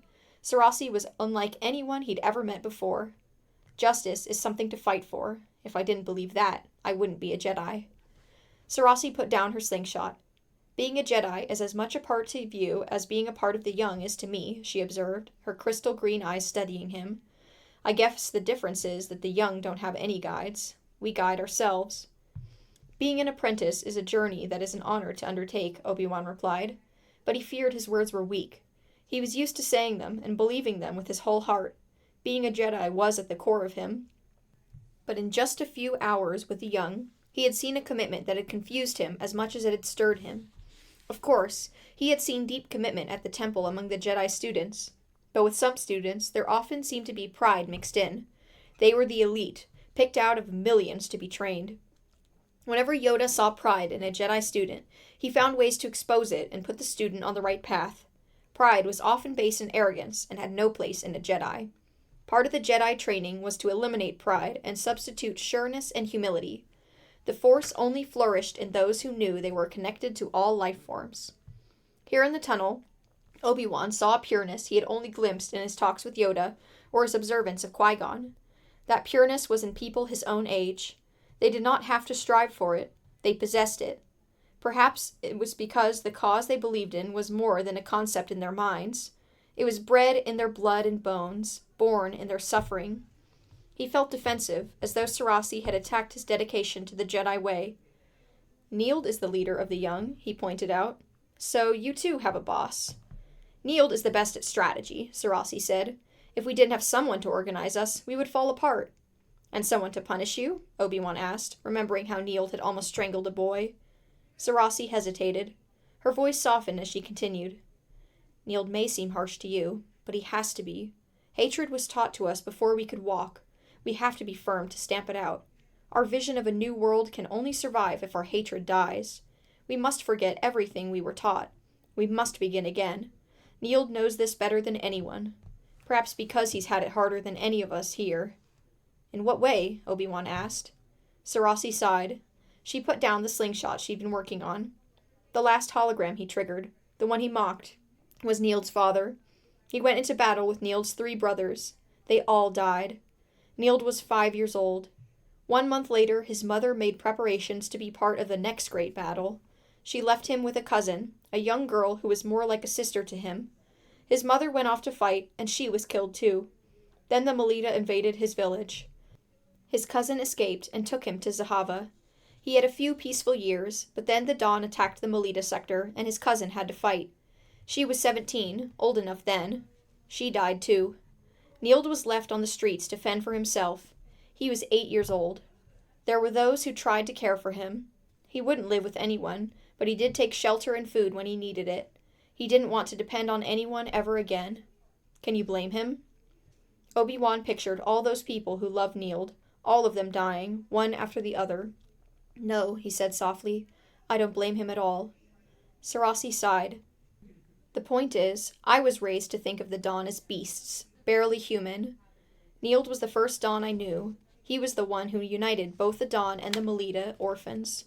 He walked into the care centers and gathered them up, promised them freedom and peace. Then he made sure they had it. If they had stayed in the care center, eventually they'd be taken in a sweep. A sweep? Obi-Wan asked. Both Melita and Dawn rely on the orphan children for factory work or conscription if they're old enough, Sir Rossi said flatly. They either work or fight. It's easy to find them in the city care centers. In the towns and villages, the children just run away. Where do they go? Sir Rossi frowned. They live off the land and scavenge. There are whole tribes of children beyond the city's walls. Neild has worked hard to organize them too. They keep in contact with stolen comlinks. They don't want any more war. Sir Rossi turned to him. So you ask me what our chances of success will be, and I know I answered you. But truly, I can't even think of chances or odds. We will succeed, because we have to. Our world is becoming a wasteland, Obi-Wan. Only we can stop it. Obi-Wan nodded. He felt himself beginning to understand Sir Rossi. He saw that her brusqueness masked deep feeling. We could use your help, though, Sir Rossi went on. You have ties to the Jedi Council, and they have ties to Coruscant. You can show the entire galaxy that our cause is just. Jedi support means everything. Sir Rossi, I can't promise you Jedi support, Obi-Wan said quietly. Surprising himself, he put his hand over hers. I can only promise you mine. Her bright gaze held his. Why don't you come with Neild and me tomorrow? We're doing the first raid into Dawn territory. Obi-Wan hesitated. As a Jedi Apprentice, he would be breaking the rules if he agreed without asking Qui-Gon's permission. But if he asked, Qui-Gon would most likely refuse. He had already broken the rules by pledging his own support to Sir Rossi in her cause. That promise could conflict with the Jedi mission. But he couldn't help himself. The cause of the young spoke directly and urgently to his heart. As a Jedi, he didn't fight for his own family, his own world, or his own people. He fought for what Yoda and the Council, and Qui-Gon, decided he should fight for. Sir Rossi and Neild had defined their own struggle. Obi-Wan was struck with a pang of deep envy for them. He had spent so much time with those older than himself. He had listened so often to their wisdom. Now he felt welcomed back into something different. He could be a part of a community here. He hadn't realized how much he missed a community of boys and girls his own age. Sir Rossi's hand felt warm beneath his own. Her fingers were slender and delicate. Suddenly they intertwined with his and squeezed, and he felt their strength. Will you come? She asked. Yes, he said. I will. Chapter 10. That night, the young rolled sleeping quilts onto the tombs. Qui-Gon found an open space near one of the adjacent tunnel entrances, where the air was fresh. Obi-Wan approached him awkwardly. Neild and Sir Rossi have asked me to share their quarters, he said. They watch over the youngest children. Qui-Gon gave him a questioning look, but he nodded. Sleep well, Padawan. Obi-Wan picked up a sleeping quilt and returned to Neild and Sir Rossi. They slept in a small anteroom off the vault. Neild put a finger to his lips as Obi-Wan entered. The children are asleep, he whispered. We should be sleeping as well. We'll need all our rest for tomorrow. He put his hand on Obi-Wan's forearm. Sir Rossi told me you will join us. I'm honored. It is my honor to help you, Obi-Wan answered. He settled himself on the floor next to Neild and Sir Rossi. He thought he wouldn't be able to sleep, but the children's quiet breathing lulled him. It was hard to tell what time it was when he awoke. Sir Rossi rose from her sleeping area and leaned over Neild to touch his shoulder. Neild was already awake and stood immediately. Obi-Wan stood as well. He was ready. He was acting not as a Jedi, but as a person, a friend. He grabbed his lightsaber and the slingshot Sir Rossi had given him the night before. There was an entrance from the anteroom directly into the tunnel toward Dawn. Qui-Gon wouldn't see him leave. Obi-Wan knew he was wrong not to ask permission, but he wasn't sure how angry Qui-Gon would be when he discovered he was gone. After all, Qui-Gon himself had offered to help with strategy for the battle. Obi-Wan was glad he'd made the decision as he joined Neild and Sir Rossi on the deserted streets of the Dawn-controlled Outer Rim. The three moved as one unit in the chilly early morning air. They walked purposefully down the deserted streets, their soft footfalls barely making a sound. Neild and Sir Rossi had already decided on their first targets. They shimmied up a pipe and climbed onto the roof of a dwelling. From here, they could see the sun, more of a suggestion of gathering light than a source of radiance. I hate to wake everybody up, Neild said, flashing a grin. It's time they were out of bed anyway. Sir Rossi held up a toy missile tube. I'm ready. Obi-Wan had clipped various projectiles onto his belt. He stuffed one into the missile tube. The projectiles had been fashioned around tiny amplifiers so that the sound they made when they hit would mimic the sound of a real proton missile. Sarasi and Neild had chosen a street that would echo the sound. "Let's go," Obi-Wan agreed. Sarasi aimed the toy missile at the abandoned building across the street. She fired. The loud sound of the explosion surprised them. "Listen to that! It worked!" Neild exulted. He fit a laser ball into his slingshot and fired at the wall across the street. The unmistakable bing, bing, bing of blaster fire erupted. Obi-Wan quickly stuffed another projectile into the tube and Sarasi shot it off. The blam echoed off the building fronts below. Neild continued to shoot laser balls from his slingshot, and Obi-Wan followed suit. They shot ball after ball, reloading and firing rapidly. The sound of blaster fire echoed down the street. Someone emerged from a door across the way and looked up and down the street quickly. Neild and Obi-Wan shot a rain of laser balls into an abandoned building where no one would see them land. Crack, crack, crack! The laser balls hit the solid surface, making an even louder sound. The Dawn quickly ducked back into the building. "He'll sound an alert," Neild said. "We're done here. Let's go." Jumping from building to building, they made their way to another quiet street. They repeated the procedure, then moved on. Racing now, they fired down randomly with laser balls while Sarasi shot projectiles where their explosive sound would echo the most. While they moved from block to block, they shifted barricades where they could to block any military vehicles. At checkpoints, they rained their false weapon fire over the heads of the guards, who took defensive postures, sweeping the empty streets with infrared and electro-binoculars to look for the unseen attackers. The sun rose, and sirens began to sound over the city. Neild turned to them. The rising sun reflected red off his dark hair. Now for military headquarters. Excitement coursed through Obi-Wan. It was almost like a game, this ruse that Neild and Sarasi had concocted. But now the game would get serious. Hitting a military target, even with fake explosives, would be dangerous. Neild led the way across the rooftops to the Dawn military headquarters. From the roof of a building across the street, Obi-Wan could see soldiers running toward land speeders, carrying blasters and torpedo launchers. Obviously, they were hurrying to investigate the many alarms that had sprung up. "So far, so good," Sarasi breathed. "There won't be as many soldiers around." This part would be tricky. They would not be firing at houses full of sleeping civilians. The military would react swiftly, but Neild had pointed out that if they did not convince the military that an attack had been launched, their plan wouldn't work. If the military thought they were under fire as well, they might conclude that this was not random sniper fire, but a full-scale attack. In addition to Neild, Sarasi, and Obi-Wan, other groups of the young should have been heading out to other Dawn and Melita neighborhoods. Their attacks would be launched simultaneously with the attack on military headquarters. They waited until the soldiers had taken off in their speeders. 2 guards stood outside behind transparent armored shields. Sarasi loaded her beam tube. Obi-Wan and Neild placed laser balls in their slingshots. On the whispered count of 3 from Sarasi, they fired. The laser balls hit the building, sounding like blaster fire. The projectile boomed. Already the 3 had loaded and shot again, then quickly scuttled back on their hands and knees and ran to the edge of the roof to jump to the adjoining building. They fired again. Soldiers streamed out of the building in full plastoid armor, blasters in hand. Electro-binoculars were trained on the street and buildings above. Armored plates rattled down over windows and doors. A siren blasted insistently. Soldiers began to spread out down the street. Floaters took off for air surveillance. Armored vehicles poured out from an underground holding station. "It's time to get out of here," Sarasi said. Stuffing the toys and slingshots into their belts, they dashed across the rooftop and quickly shimmied down a drain pipe. When they hit the street, they slowed their pace, trying to look like Dawn teenagers out for a morning walk. "You there! Halt!" They froze. The voice had come from behind them. Neild had already given them identity cards, so they thought they'd be able to pass. Sarasi slipped a package out of her tunic. Obi-Wan glanced at her, puzzled. Did she have a weapon? Of course, he had his lightsaber, but he would never be able to take on the troops swarming over the streets. He would only endanger Sarasi and Neild. They turned and saw 3 soldiers approaching them, blasters aimed straight at their hearts. "Identity cards," one soldier said in a clipped tone. Quickly, the 3 handed them over. Neild had given Obi-Wan a disc from a Dawn boy who was his age and weight. The soldiers inserted the discs into a readout machine.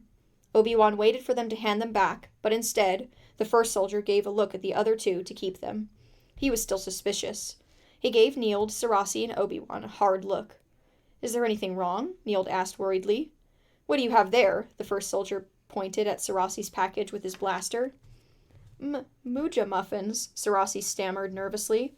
She held out the package. "For breakfast. We go every morning." "Let me see." The soldier opened the top of the package. Inside, Obi-Wan saw a row of muffins wrapped in napkins. "What's on your belts?" this other soldier asked. "Aren't you a little old for toys?"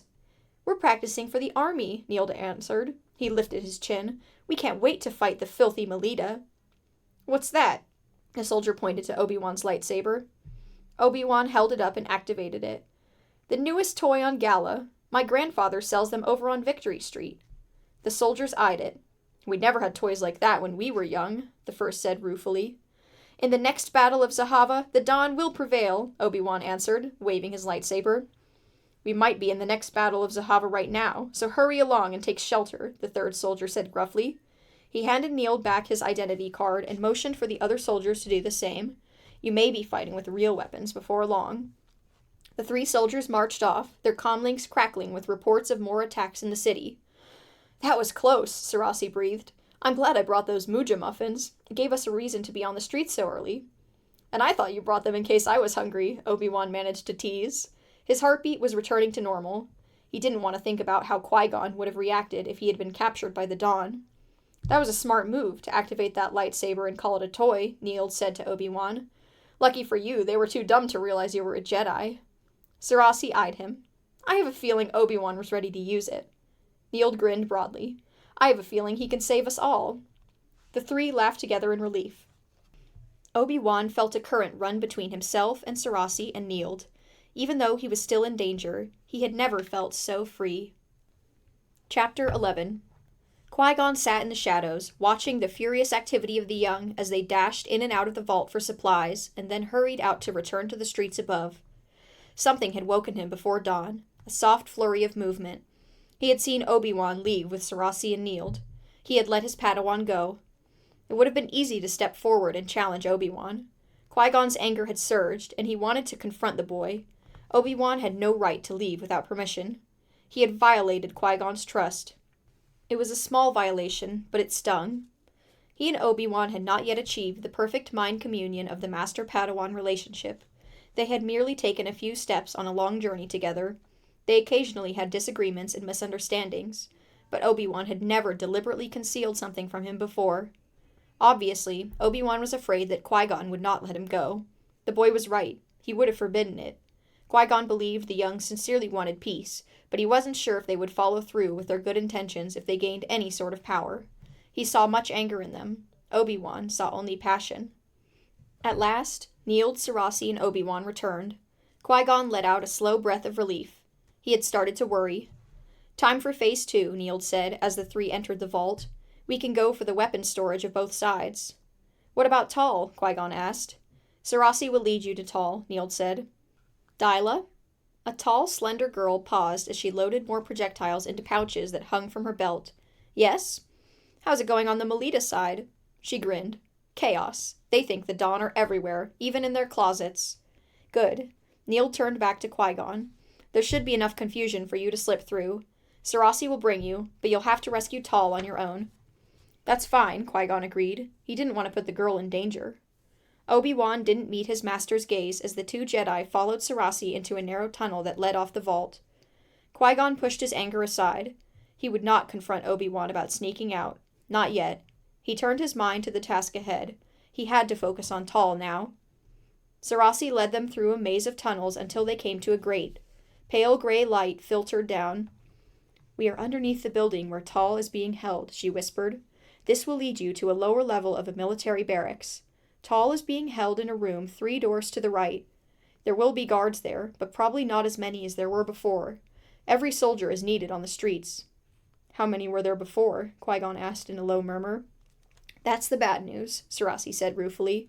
"She's guarded by only 2 guards, but right around the corner is the main quarters for soldiers. It's where they come to eat and sleep. So there are always plenty of soldiers walking back and forth. That's why Neild and I figured you needed a diversion." She pointed overhead. "The grate leads directly into a grain storage area, so you can climb up without being seen." "Thank you, Sarasi," Qui-Gon said quietly. "We can find our own way back." But when Qui-Gon and Obi-Wan emerged into a small storage area crowded with sacks of grain, Sarasi's head popped up out of the grate after them. "I thought you were going back," Obi-Wan whispered. She grinned. "I have a feeling you'll need my help." She dangled her slingshot. "A diversion might come in handy." Obi-Wan returned her grin, but Qui-Gon frowned. "I don't want to put you in danger, Sarasi. This is not part of our deal." Neild said. "I make my own decisions, Qui-Gon," Sarasi interrupted. "I'm offering my help. I know the layout. Will you accept my offer or not?" Sarasi's chin stuck out challengingly. Her crystal eyes glinted at Qui-Gon. "All right," he said. "But if Obi-Wan and I get in trouble, you leave. Do you promise me?" "I promise," Sarasi agreed. Qui-Gon eased the door open a crack and surveyed the area. A long hallway was lined with heavy metal doors. One soldier hurried down the hall and disappeared around a turning. 2 soldiers were posted as guards outside one of the doors. It was where Tal was being held. A soldier headed toward him, moving fast. Qui-Gon faded back, but kept close to the opening.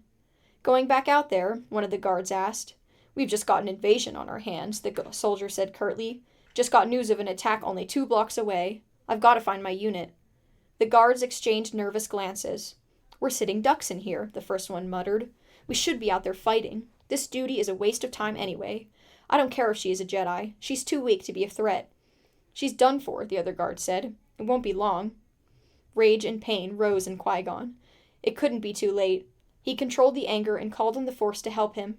He knew Obi-Wan was doing the same, for the Force was suddenly a presence in the room, surging around them. "Qui-Gon," Sarasi whispered, "I have an idea. Will you listen?"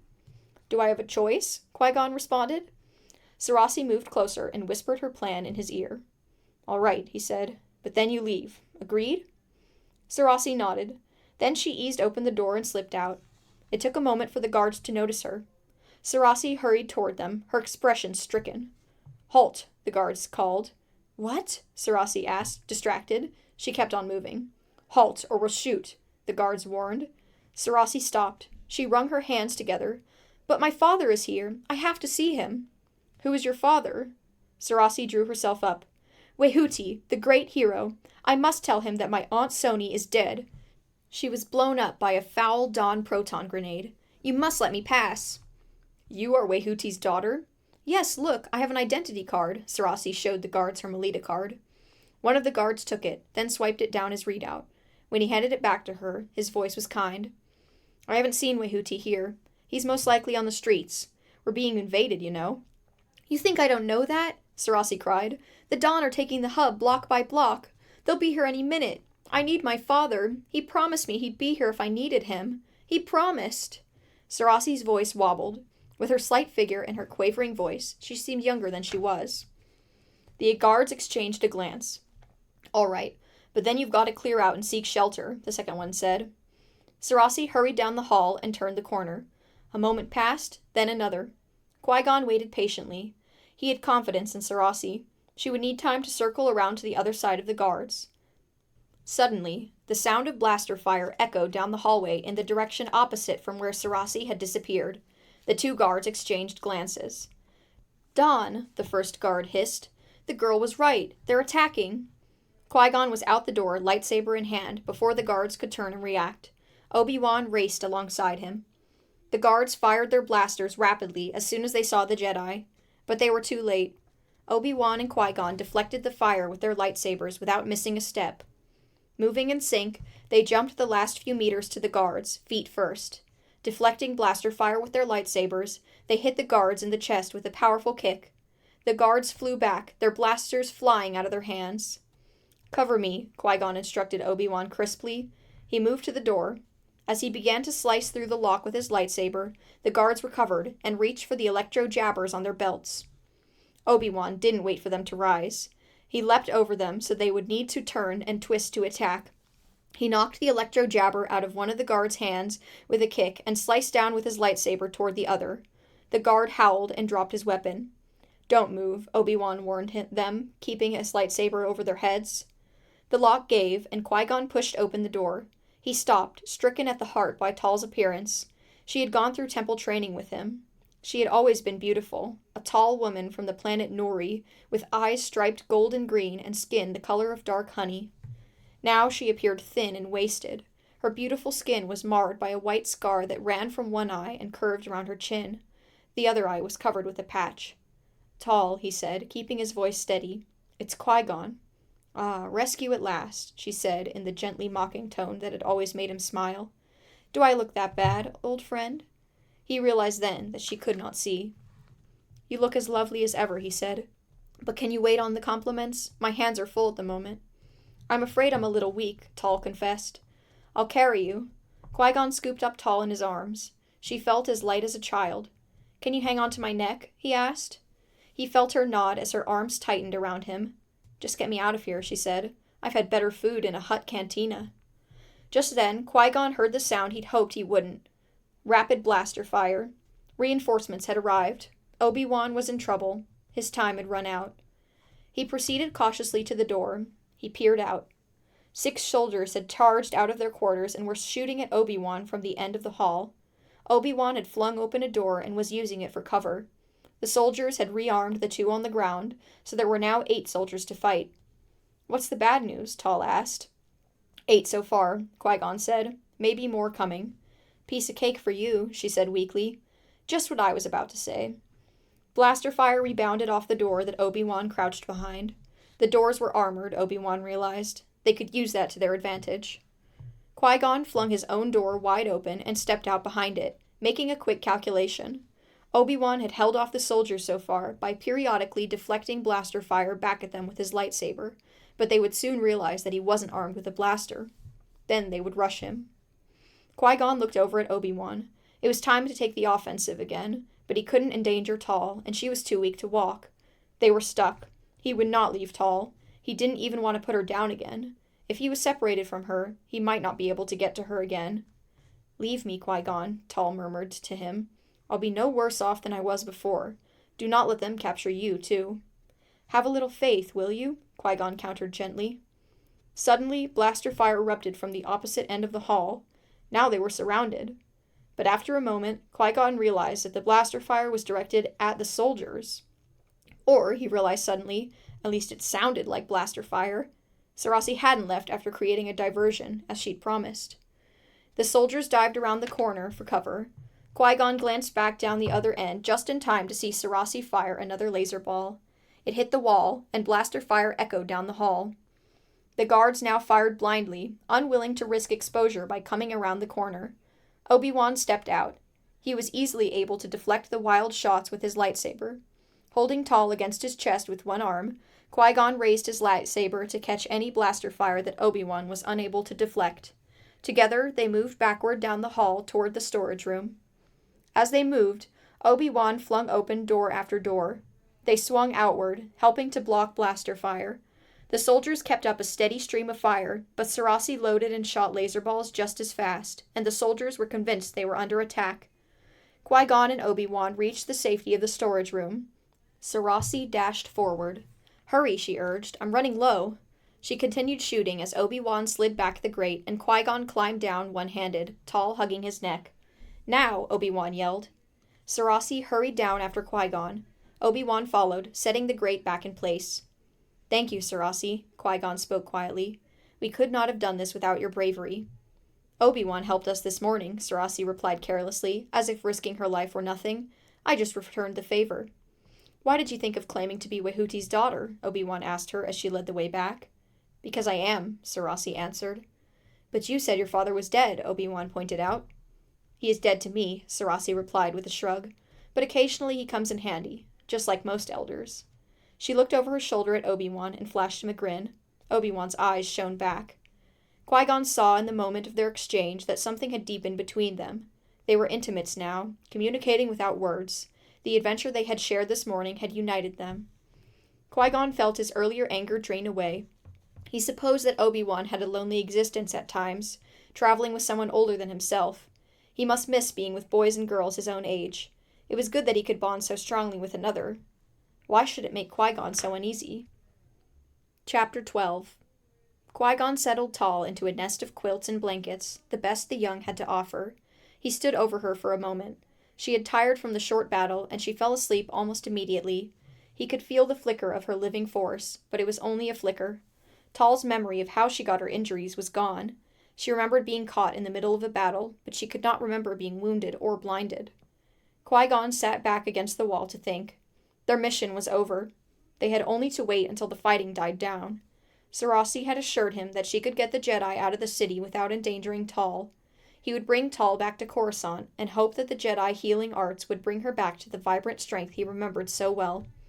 Qui-Gon knew he would leave behind a world in chaos, children battling to save it, elders locked in conflict, willing to sacrifice the population for their cause. Yet he must leave. His first duty was to get Tall back. Then he would ask Yoda's permission to return. The Jedi Master would not grant it, most likely.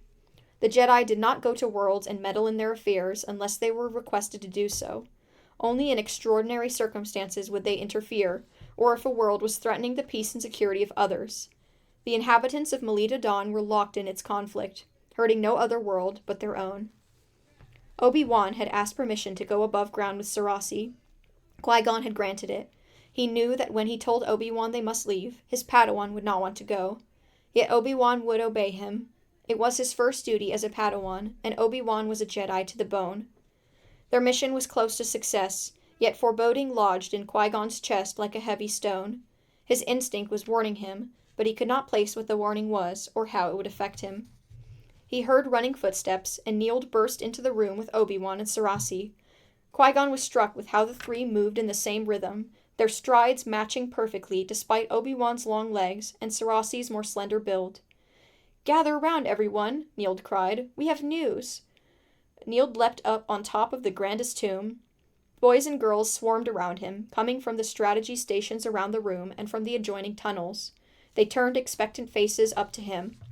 "Our battle is over," Neild said. "We have achieved total victory." The young cheered wildly. Neild held up a hand. "Our raid on the weapons storehouse of the Dawn was a success. We have stolen the weapons the Dawn did not waste in attacking the Melita or shooting at imaginary attackers. We have deposited them in the North Tunnel. The Melita," Neild paused, grinned, "blew up their own storehouses so that the Dawn would not get their weapons." The young let out wild hoots of laughter. They shouted with joy. "We have delivered our messages to both sides, letting them know that the young were behind the battles, and that we have succeeded in stealing their arms. Without weapons, the elders cannot fight each other. Today we have taken a giant step toward peace." Exhilaration raced through the room like a current. Qui-Gon watched as Neild leaned down and grabbed Sarasi's hand. He pulled her up to stand next to him. Then he reached down for Obi-Wan. Smiling, Obi-Wan leapt up onto the tomb to take his place beside the two leaders. The young reached up to touch his tunic. Obi-Wan reached down to touch their hands and accept their congratulations. He linked arms with Sarasi and Neild. Never once did he glance at Qui-Gon.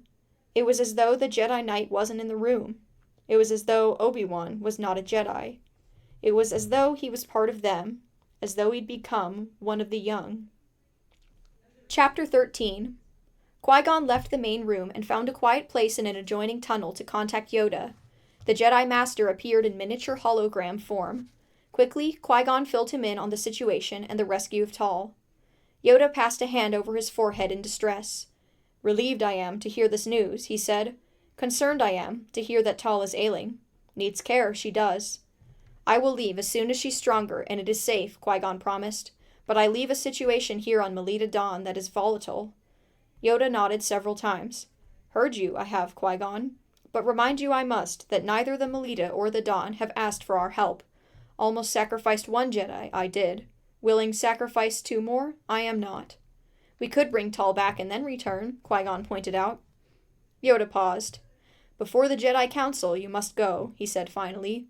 "Make this decision, alone I cannot. Cared for, Tall must be. Then decide we will, if help we must give. Until then, taking sides the Jedi must not do. Jeopardizing peace it would. Avoid you must, angering one side or the other." As usual, Yoda had a point. Already the Melita would be angry when they heard that the Jedi had broken into their barracks, and if word got out that Obi-Wan had gone on the raid into Dawn territory, that would anger the Dawn. He bowed. "I hope to find Tall ready tomorrow. I will return soon, Master." "Look forward to that day, I will," Yoda said gently. The hologram flickered and disappeared. Go back? We can't go back, Obi-Wan exclaimed. We can't leave the young now. They need us. We have received no official request to stabilize the planet, Qui-Gon said patiently. Perhaps back on Coruscant, the Jedi Council will. We can't wait for the Council to review this, Obi-Wan interrupted, shaking his head. If we wait too long, the Melita and the Dawn will rearm. The time to act is now. Obi-Wan, listen to me, Qui-Gon said sternly. Yoda has directed us to come back. Tal needs care. She needs rest and med care, Obi-Wan argued. We can get that for her here. Sarasi can tell me where to go. We can bring a medic back here, or find a place to keep her that would be safe. No, Qui-Gon said, shaking his head. She must be brought back to the temple. We can do no more here, Padawan. We will leave tomorrow. Part of our mission was to try and stabilize the planet if we could, Obi-Wan insisted. We haven't done that, but we can if we stay. We have not been asked. We have been asked, by the young, Obi-Wan exclaimed. That is not an official request, Qui-Gon replied testily. The boy was beginning to try his patience. You have broken the rules before, Qui-Gon, Obi-Wan argued. Back on Gala, you left me to travel to the hill country when you were instructed to stay at the palace. You break the rules when it suits you to do so. Qui-Gon took a deep breath, trying to control his temper. He would not match Obi-Wan's anger with his own.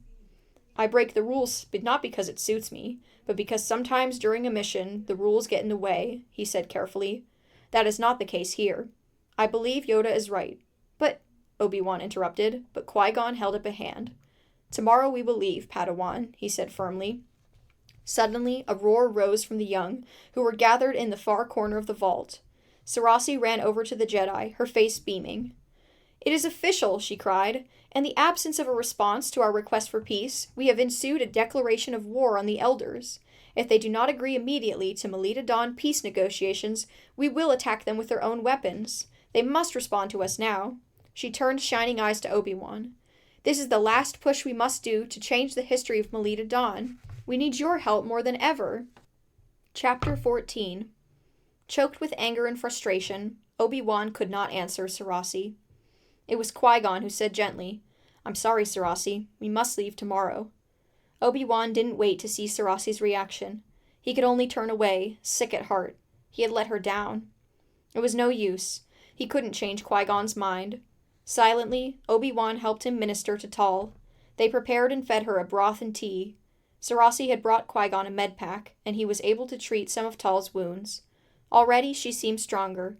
She would be ready to travel by tomorrow, Obi-Wan knew. The Jedi powers of recuperation were remarkable.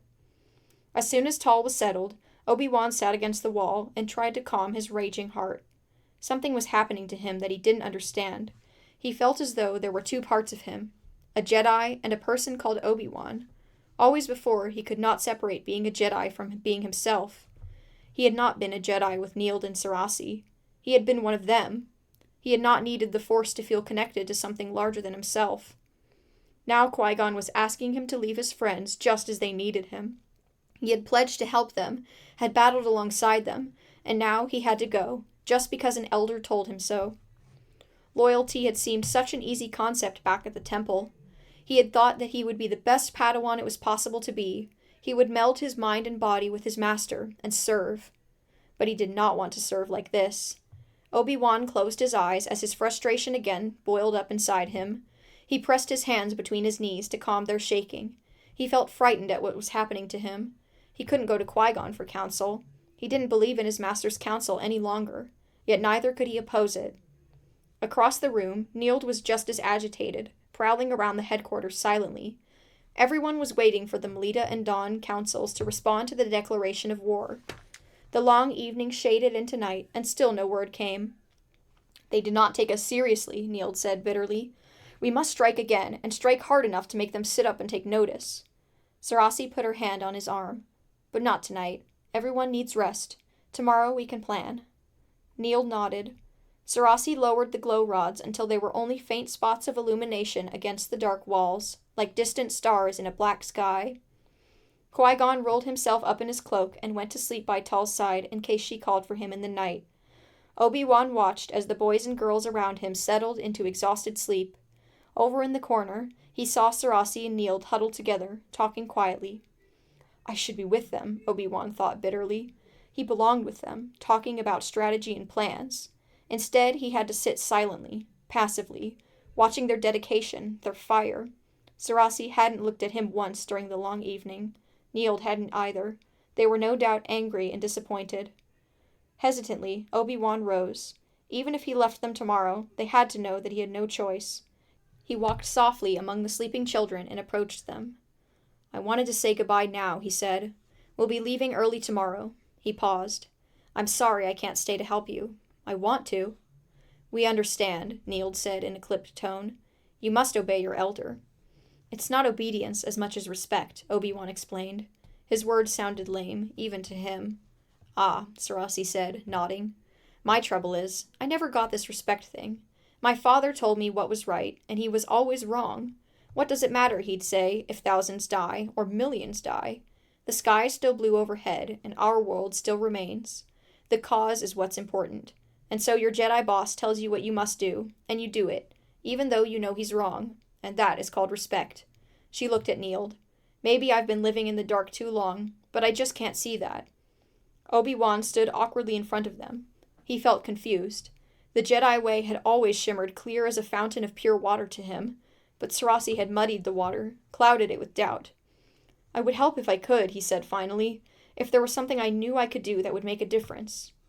Neild and Sarasi looked at each other, then back at him. "What is it?" Obi-Wan asked. "We do have a plan," Sarasi said. Obi-Wan crouched down next to them. "Tell me." Neild and Sarasi leaned closer, their foreheads almost touching Obi-Wan's. "You know that there are deflection towers ringing the perimeter of the city," Sarasi whispered. "There are also towers around the Melita Center. These towers control the particle shields, preventing entry and separating Melita from Dawn." "Yes, I've seen them," Obi-Wan said, nodding. Neild leaned forward. "We've been in contact with the young outside the city," he said. "I've sent a message to them telling them that we have succeeded in capturing the weapons of both Melita and Dawn. There are several destroyed villages ringing the city. Many of the children live there, or in the countryside. Hundreds, thousands, if we take in a wider area. They are all connected by a network. If we can destroy the particle shields, they will march on Zahava. And they have weapons too," Sarasi added quietly. "We would have an army. Not only would the elders be outnumbered, they would have nothing to fight with. We could win a war without one death, if we are careful and the elders are smart enough to surrender." "It sounds like a good plan," Obi-Wan said. "But how are you going to knock out the deflection towers?" "That's our problem," Neild said. "They can only be destroyed from the air. All we need is an air transport." "We can't use floaters," Sarasi explained. "The deflection towers have defense systems. Floaters wouldn't be fast enough or agile enough. We need a starfighter." Sarasi and Neild held Obi-Wan's gaze. "We know you flew some sort of fast transport into Melita Dawn. Will you fly us on the mission?" Sarasi asked. Obi-Wan's breath left him. Sarasi and Neild were asking a great deal. This would go beyond a Padawan's disobedience. It would defy Yoda himself. Qui-Gon would be within his rights to send him back to the temple. He would probably have to appear before the Jedi Council, and Qui-Gon would have the right to dismiss him as his Padawan. "We can leave at dawn," Neild said. "The mission should only take an hour, maybe a little more. Then you can take Tal back to Coruscant. The destruction of the particle shield will actually make it easier for you to smuggle Tal out of Zahava," Sarasi pointed out. "But if the starfighter is damaged, it could mean she can't leave at all," Obi-Wan said. "It would doom our mission to failure, and perhaps make me responsible for Tal's death." Sarasi bit her lip. "It was wrong of me to mock you before," she said awkwardly, as if she were unused to apologies. "I know the Jedi Code guides the way you live, and we know we are asking too much from you. If we weren't desperate, we wouldn't do it. You've done so much already for us." "As you have done for us," Obi-Wan said. "We could not have rescued Tal without you." "It is our only chance for peace," Neild said. "Once the elders see our numbers, they will have no choice but surrender." Obi-Wan glanced over at Qui-Gon's sleeping form. He owed his master so much. Qui-Gon had fought alongside him, even saved his life. They had a bond. Yet he had a bond with Neild and Sarasi, too. The shortness of time he'd known them made no difference. The current that ran between them was like nothing he'd ever experienced. And even though Sarasi apologized for mocking him, hadn't there been a germ of truth in her words? Was it right to obey when his heart told him it was wrong? Sarasi's usual fierce green gaze had softened with compassion as she watched the struggle on his face. Neild met his gaze steadily, warmly. He, too, knew what they were asking Obi-Wan was a great sacrifice. He would have to betray Qui-Gon, betray his life as a Jedi, For them, for their cause. They could ask this because they knew they were right. Obi-Wan knew they were right too, and he couldn't let them down. He could not make this decision as a Jedi. He would make it as a friend. He took a deep breath. I'll do it. Chapter 15. They sneaked out before dawn. Sarasi led them to the outer circle through the tunnels. Then they left Sahaba the same way Obi-Wan and Qui-Gon had arrived, through the Hall of Evidence, back to the trap. This time, Neild had brought finely spun carbon rope, which he tossed up to the surface. A strong magnet adhered to the metal slide, and they were able to scale it easily. The hike to the transport went quickly in the cool gray light. The three of them had stuffed proton grenades in their packs. They were heavy, but they hardly felt the weight. They were anxious to get to the transport and start their mission. When they reached the starfighter, Neild and Sarasi helped Obi-Wan uncover it from the branches and brush he and Qui-Gon had dragged over it. Neild beamed when he saw the sleek, small starfighter. Then he noticed the gash in the side panel. He turned to Obi-Wan. I guess I should have asked you something. Are you a good pilot? Obi-Wan looked at him blankly for a moment. Then Sarasi burst out laughing. Neild and Obi-Wan joined her, the sound bouncing off the canyon walls. I guess we'll find out, Sarasi said cheerfully. They climbed into the starfighter. Obi-Wan slid into the pilot's seat. For a moment, he hesitated, staring at the controls. The last time he'd sat here, he'd landed the craft with Qui-Gon in the co-pilot seat. Qui-Gon had kidded him about denting the side of the starfighter. Obi-Wan felt a pang of remorse. Was he doing the right thing? Was this cause worth betraying Qui-Gon? Sarasi touched his wrist gently. We know that this is hard for you, Obi-Wan. That's what makes your sacrifice even more valuable to us. And we give you our deepest thanks, Neild said quietly. Obi-Wan turned and met their eyes. He felt a shock, as though he were looking at himself. In the steady gazes of his friends, he saw what was held in his own heart. The same dedication, the same fierceness, the same daring. He felt his confidence surge. He was doing the right thing. Maybe Qui-Gon would come to understand that. He started the ion engines. Let's get going. We should hit the perimeter towers first, then the center towers, Sarasi said. We're going to have to do everything by sight. I don't have any coordinates for the nav computer. It won't be a problem, Obi-Wan said. He kept the engines at low power as the ship rose in order to clear the overhanging cliff. Then he pushed the engines to full power to soar above the canyon. No one told him to slow down. I'm going to have to do some defensive flying, so it's better if you two do the aiming, Obi-Wan said. The station for the laser cannon is right in front of you, Sarasi. Neild went to his own laser cannon station. I'll open up the emergency weapons sighting plate as we get closer, Obi-Wan said. Remember to keep your eyes out for speeders. We're going to have to come in low to blast the deflection controls. The two deflection towers flanking the main gate came into sight in seconds. Here we go, Obi-Wan said, gritting his teeth. Floater on the right approaching, Sarasi rapped out. We must have turned up on scanners. Obi-Wan cut sharply to the left, then veered right again. Surprised to see a starfighter heading straight for it, the floater turned sharply downward, firing at the same time. Obi-Wan made a minute adjustment that caused the ship to turn and the missile to harmlessly fall to his left. It crashed outside the city walls, causing an explosion. They won't do that very often, Sarasi noted. They could level a building once we get over the city. They'll probably use smaller firepower, Neild agreed. We have to do this without blasting them out of the sky, Sarasi said worriedly. We have to show them that our ultimate goal is peace. That's my job, Obi-Wan said. The tower is in range. Let's blast it. Another floater approached from the left, and he could see others taking to the air like a flock of insects, probably from the Dawn military headquarters in the distance. Obi-Wan calculated the slower speed of the floaters. He had to stay level long enough for Sarasi and Neild to aim. He should have just enough time. He opened the firing panel for Neild. Bracing himself against the hull of a starfighter, Neild aimed his laser cannon. Sarasi waited, her fingers on her own control stick. Now, Obi-Wan shouted, zooming closer to the deflection tower.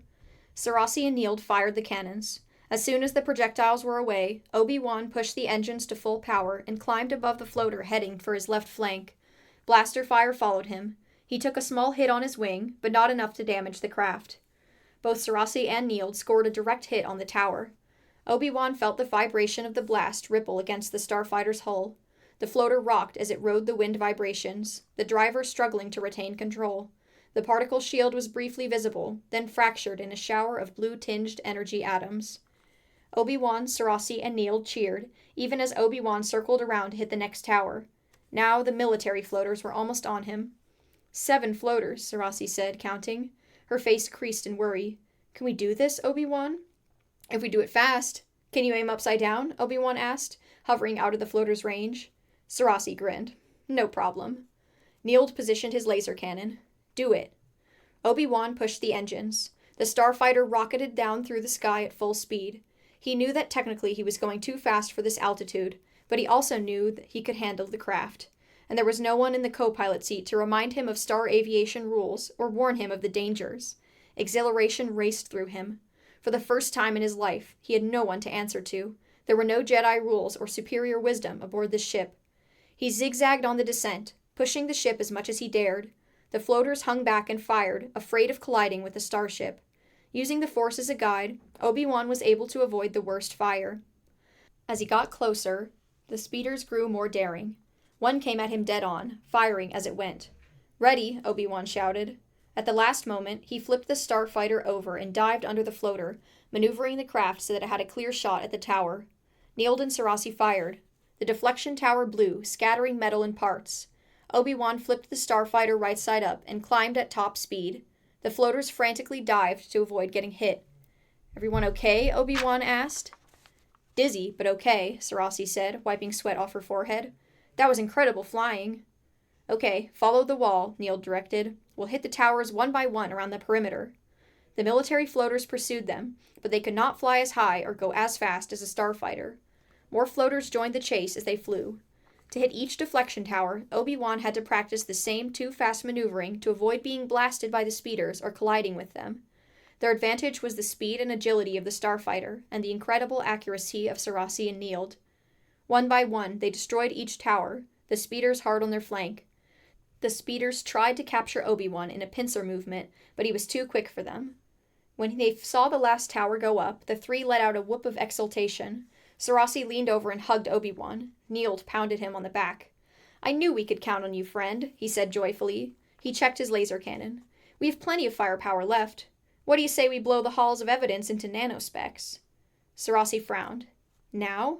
But Neild, we need to get back. We have to hit both Melita and Dawn for peace negotiations while they're weak. And besides, there could be people inside, Obi-Wan pointed out. Sarasi looked at Neild. We said we would do this without taking a life. Neild bit his lip as he glanced out the spaceport down to the surface of Zahava.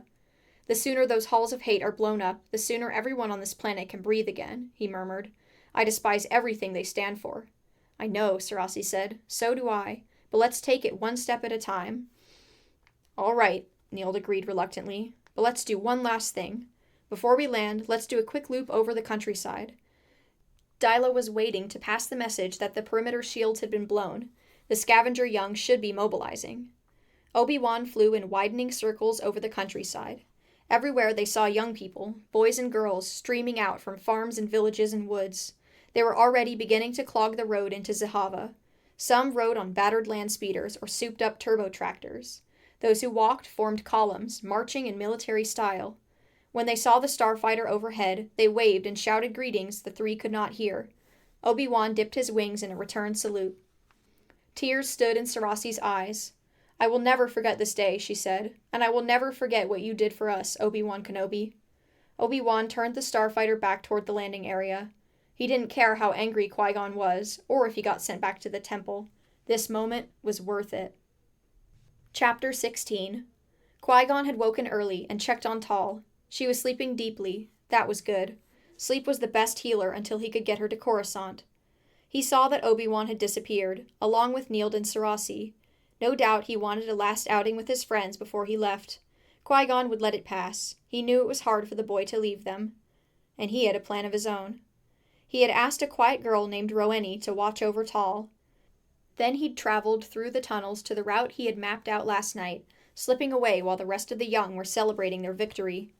When he emerged above ground in the abandoned neighborhood at the border of Melita and Dawn territory, it was still dark. A few stars still twinkled in a navy sky that shaded to gray at the horizon. Qui-Gon had waited in the alley until he was sure that all the people he'd invited had arrived. Then he walked to the partially bombed-out building on the corner. Last night he'd sent a note to Wehuti by one of the young messengers. He asked for a meeting between the Melita Council and the Dawn Council. He had suggested that it was in their best interest to attend. He had news of the young that they must know. Until now, he hadn't been sure if anyone would show up.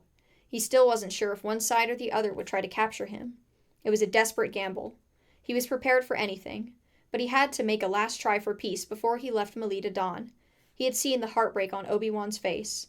He would do it for his Padawan. Near a broken window, he paused to listen for a moment. "And where is the Jedi?" a voice asked coldly. "If this is another dirty Melita trick, I swear by the honored memory of our martyrs that we will retaliate." "A dirty Dawn trick, more likely." Qui-Gon recognized Wehuti's voice. "For it's a coward's trick, worthy of your worthless ancestors, to lure your enemy to a meeting under false pretenses. Our troops can be here in seconds." "And what will they do? Throw pebbles?" The other voice was amused. "Didn't the Melita blow up their own weapons stores, fearing the attacking Dawn?" "And didn't the Dawn allow their own stores to be stolen right under their noses?" Wehuti snapped. Qui-Gon knew it was time for him to enter. He climbed over a half-demolished wall. The Melita council members stood on one side of the room, heavily armored and dressed in plastoid armor. The Dawn stood on the opposite side, almost identically dressed and armed. Each member of each group bore scars and signs of healed wounds. Several were missing limbs or breathed through breath masks. It was hard to tell the two ravaged groups apart. "No tricks, no stratagems," Qui-Gon said, striding to the middle of the room. "And if Melita and Dawn will cooperate, I won't take up too much time either." The Dawn Council members looked as skeptical as the Melita, Qui-Gon thought as he surveyed the room. At least the two groups had something in common. Distrust. "What news of the young have you brought us?" Wehuti asked impatiently. "And why should we care what children do?" an elder Dawn asked contemptuously. "Because yesterday they made you look like fools," Qui-Gon answered mildly. He waited out the indrawn breaths and looks of avid hatred directed his way. "And, on a more practical note, they have stolen most of your weapons," he added. "They have asked for disarmament, and you have ignored them. Obviously, they're quite capable of getting what they want." "All we have to do is walk in and take back our weapons," the Dawn leader said, rasping through a breath mask. "Candy from a baby." "I warn you," Qui-Gon said, turning to catch the eye of everyone in the room. "Do not underestimate the young. They have learned how to fight from you. They have learned determination from you, and they have their own ideas." "Is this what you brought us to hear?" the Dawn leader growled. "If so, I have heard enough." "For once, I agree with Gwenny," Wehuti said, referring to the Dawn in the breath mask. "This is a waste of time." "I must urge you to reconsider," Qui-Gon said. "If you form a coalition government, you might be able to take control of Zahava and thus of Melita Dawn. If not, the young will win this war. They will end up ruling their elders, and though their aims are pure, I fear for the cost that will bring." Wehuti startled from the room, followed by the Melita leaders. "Join with the Dawn? You're dreaming." Quickly, Gwenny followed suit, as though he did not want the Melita to be the first to leave. The other Dawn followed on his heels. Unthinkable! Suddenly, the sound of an explosion caused the remaining windows to vibrate. The Dawn and Melita looked at each other. "This is a trick!" Wehuti roared. "The foul Dawn are attacking us!" "The detestable Melita are attacking!" Gwenny cried at the same time. "Fiends!" Qui-Gon strode to the window. He looked out, but could see nothing. As he scanned the area, another explosion ripped through the silence. It had come from the Dawn sector, he calculated. But what could it have been? In the next second, Gwenny's comm link began to beep. The Elder Dawn hurried to a corner to take his message in private. While Gwenny listened, his back to the room, Qui-Gon began to worry. Obi-Wan had disappeared that morning. He hoped his Padawan wasn't involved in whatever was going on. Using the Force, he tried to establish a connection with Obi-Wan, but he could feel nothing. No distress, no confusion, no assurance. Only a void. When Gwenny turned back to the group, he looked shaken. Reports have come in that 2 deflection towers have been blown in the Dawn sector. One of the Dawn warriors went for his weapons. I knew it! That filthy Melita! No, Gwenny cried hoarsely. It was the young. Slowly, the Dawn's hand fell to his side. The Melita who had begun to reach for his weapon stopped as well. A babble of conversation rose. "Those children could not do it on their own. The deplorable Melita are behind this," one of the Dawn council members shouted. "The lying Dawn are always quick to accuse without facts," a Melita roared back. Qui-Gon leaned against the sill and waited out the argument. Sometimes it was better to sit back and wait for events to unfold. Comm links began to beep. Melita and Dawn alike spoke into them, their faces registering shock. Reports flooded in from both sides. One by one, the deflection towers went down. first on the perimeter, then in the center. The explosions got closer as the last towers were blown. The young are pouring in from the countryside, Gwenny reported, a look of amazement on his face. The city is now open, defenseless, and they are armed. Melita and Dawn faced each other. Now they knew the threat that faced them was serious. Do you see now that you must join together? Qui-Gon asked quietly. The young only want peace. You can give it to them. Don't you want to rebuild your city? They say they want peace, but they wage war, Wehuti said contemptuously. Well, we can give them a war to make our ancestors proud. We may have lost some weapons, but we are not defenseless. And we have weapons remaining as well, Adon said quickly. Shipments are arriving this very afternoon from our stores outside the city. They will collapse at any sign of resistance, a Melita woman chimed in. We can fight them. But not together, Wehuti said. The glorious Melita can defeat them without Dawn help. For once, do not overestimate yourselves, Qui-Gon spoke sharply. You don't have weapons. You don't have air support. You have an army made of elders and the wounded. Think of what you're saying. There are thousands of them. Both sides of the room grew silent. Wehuti and Gwenny exchanged a glance. Qui-Gon glimpsed surrender underneath the sizzling distrust. Perhaps the Jedi is right, Gwenny said reluctantly. I see only one way to defeat them. We must join our armies and weapons. But the Jedi must lead us. Wehuti nodded slowly. It's the only way we can be sure that the Dawn will not turn on us once the battle is won. It is our only assurance also, Gwenny said. We cannot trust the word of the Melita. Qui-Gon shook his head. I did not come here to lead you into battle. I came here to urge you to find a way toward peace. But there is no peace, Wehuti cried. The young have drawn the battle lines. These are your children, Qui-Gon cried out. He had lost his patience in the face of the cruel obstinacy of both sides. He controlled his voice and went on. I, for one, will not kill children. Why are you so willing to do so? He turned to Wehuti. What about Sarasi? Are you willing to march into battle against your own daughter? Wehuti paled, his clenched fist uncurled. My grandson Rika is underground, Gwenny said. I have not seen my Dyla in 2 years, a woman Melita said quietly. Other Dawn and Melita looked uncertain. There was a long pause. All right, Wehuti said at last. If you will be our emissary, we will open talks with the young. Gwenny nodded. The Dawn agree. You are right, Qui-Gon. We cannot wage war against our children. Chapter 17. We will not meet with them, Neil told Qui-Gon furiously. I know what their promises are worth. They agree to meet as a diversion. They will tell us we must disarm, and then the fighting will begin again. This surrender is too soon. If we relent, they'll think we're weak. They know you have backed them into a corner, Qui-Gon argued. They're willing to talk. You succeeded, Neil. Now take your victory. Sarasi crossed her arms. We did not succeed by being fools, Qui-Gon. Qui-Gon turned away with a sigh. He had been arguing with Sarasi and Neil since he'd returned. It had done no good. It was out of his hands anyway. Obi-Wan sat at the makeshift table, watching. He hadn't offered an opinion or tried to sway Sarasi or Neil. Qui-Gon had noted this with surprise. Obi-Wan had wanted peace on the planet. Why did he stand back now? Once again, when Qui-Gon tried to connect with his Padawan, he found a void. Headquarters was now crowded with the boys and girls who had arrived from the country. More congregated above ground, gathered in parks and squares. The young had mobilized, bringing whatever food they had and instituting a supply line. It would take all day to get everyone fed, but they were determined to succeed. How did you blow the deflection towers? Qui-Gon asked Neil and Sarasi curiously. It was a question that had been bothering him since he'd heard the news. You'd have to hit them from the air, but floaters couldn't do that job. You'd need... Qui-Gon paused. He turned to face Obi-Wan. Slowly, Obi-Wan pushed his chair back. Qui-Gon heard it scrape against the stone floor. Then he stood. He did not fidget or look away. He met Qui-Gon's gaze. So it was you, Qui-Gon said. You took the starfighter.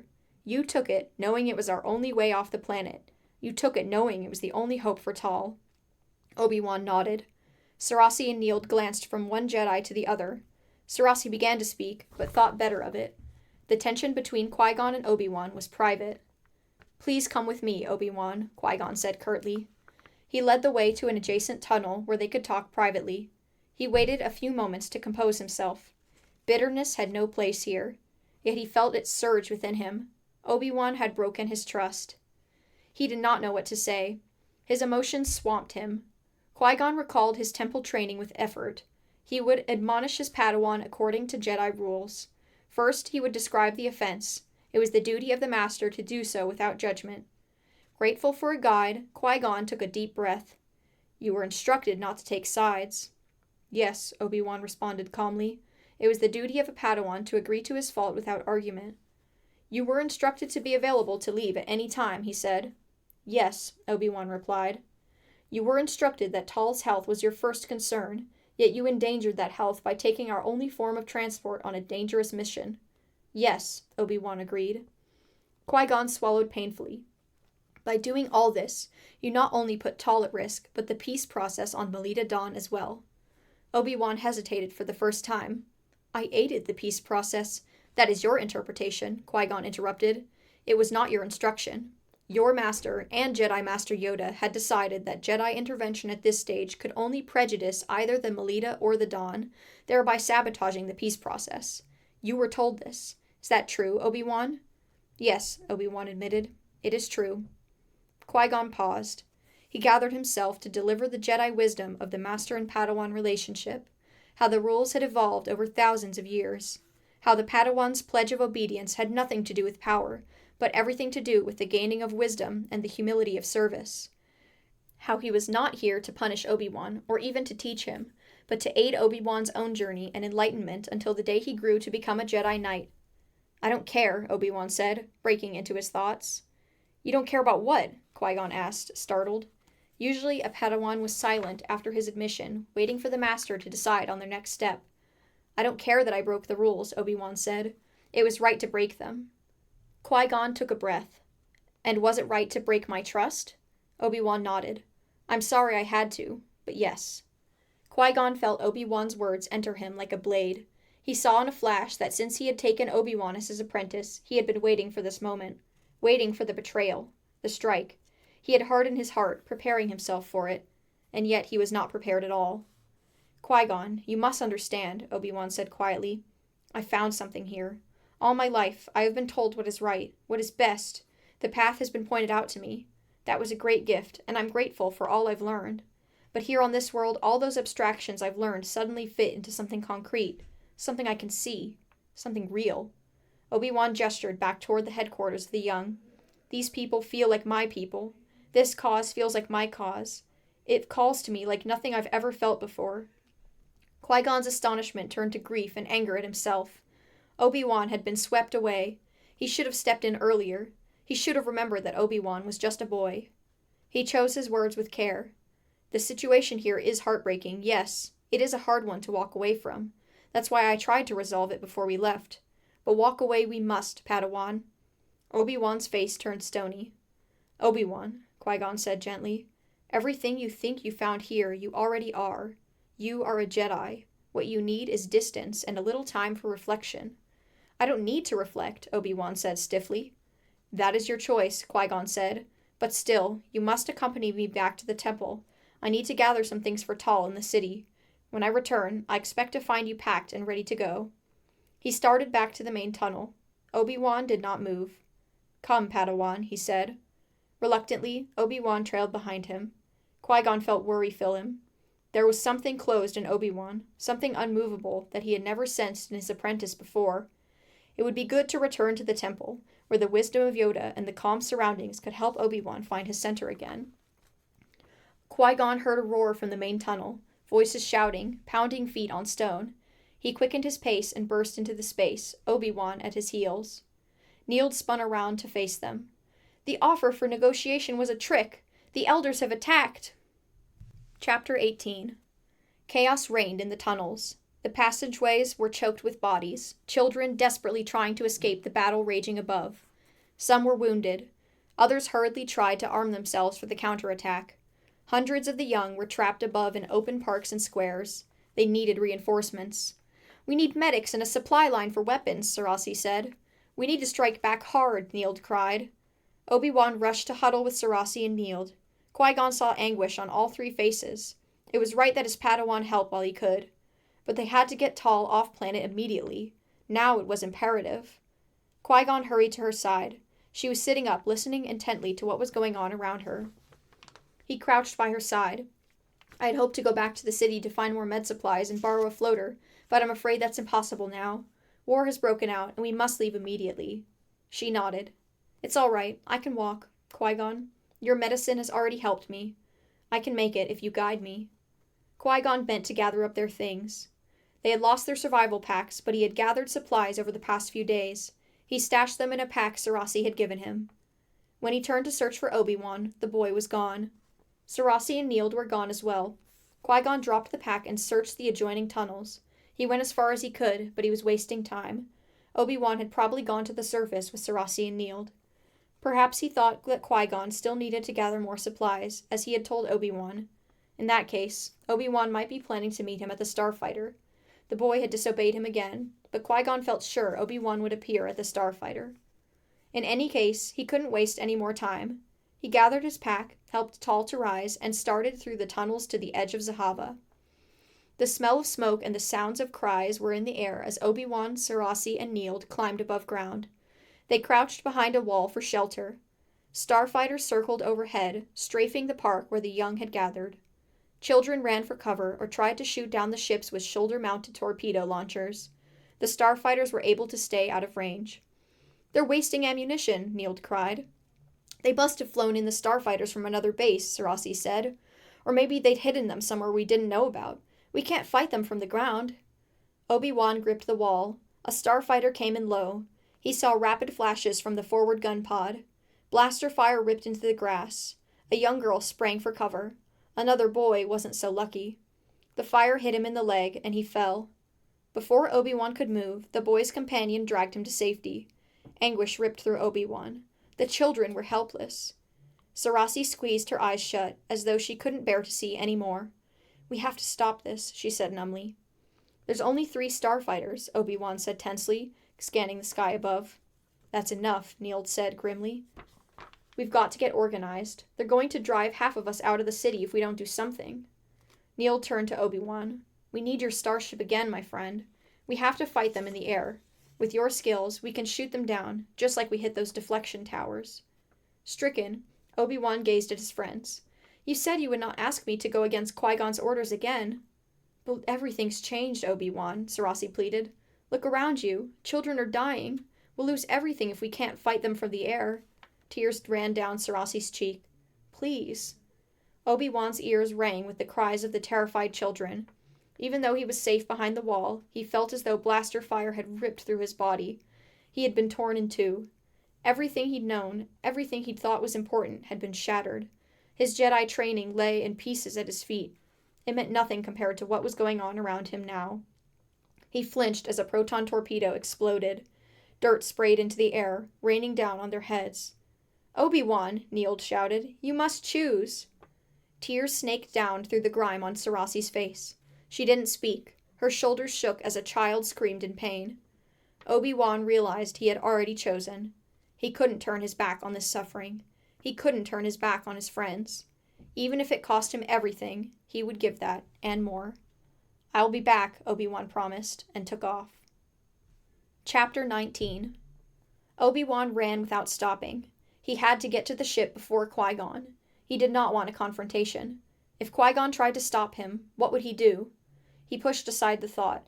He would just have to get there first. Tal would slow Qui-Gon down. But he had underestimated the determination and speed of 2 Jedi Knights. As he ran down the canyon path, Obi-Wan saw Qui-Gon lifting off the last of the camouflaging branches. Tal must already be aboard. His steps slowed as Qui-Gon caught sight of him. Obi-Wan saw the relief on his master's face. Qui-Gon thought he was coming to return with him to the temple. The Jedi Knight stood by the entrance ramp, waiting. Obi-Wan didn't give Qui-Gon a chance to speak. He could not bear to hear words of welcome. I'm not here to go with you, he said. I came for the Starfighter. Qui-Gon's look of quiet welcome faded. His features froze into a mask. Tal is aboard, Qui-Gon said. I am taking her to Coruscant. I'll bring the ship back, Obi-Wan tried. I need it now. If you could wait here.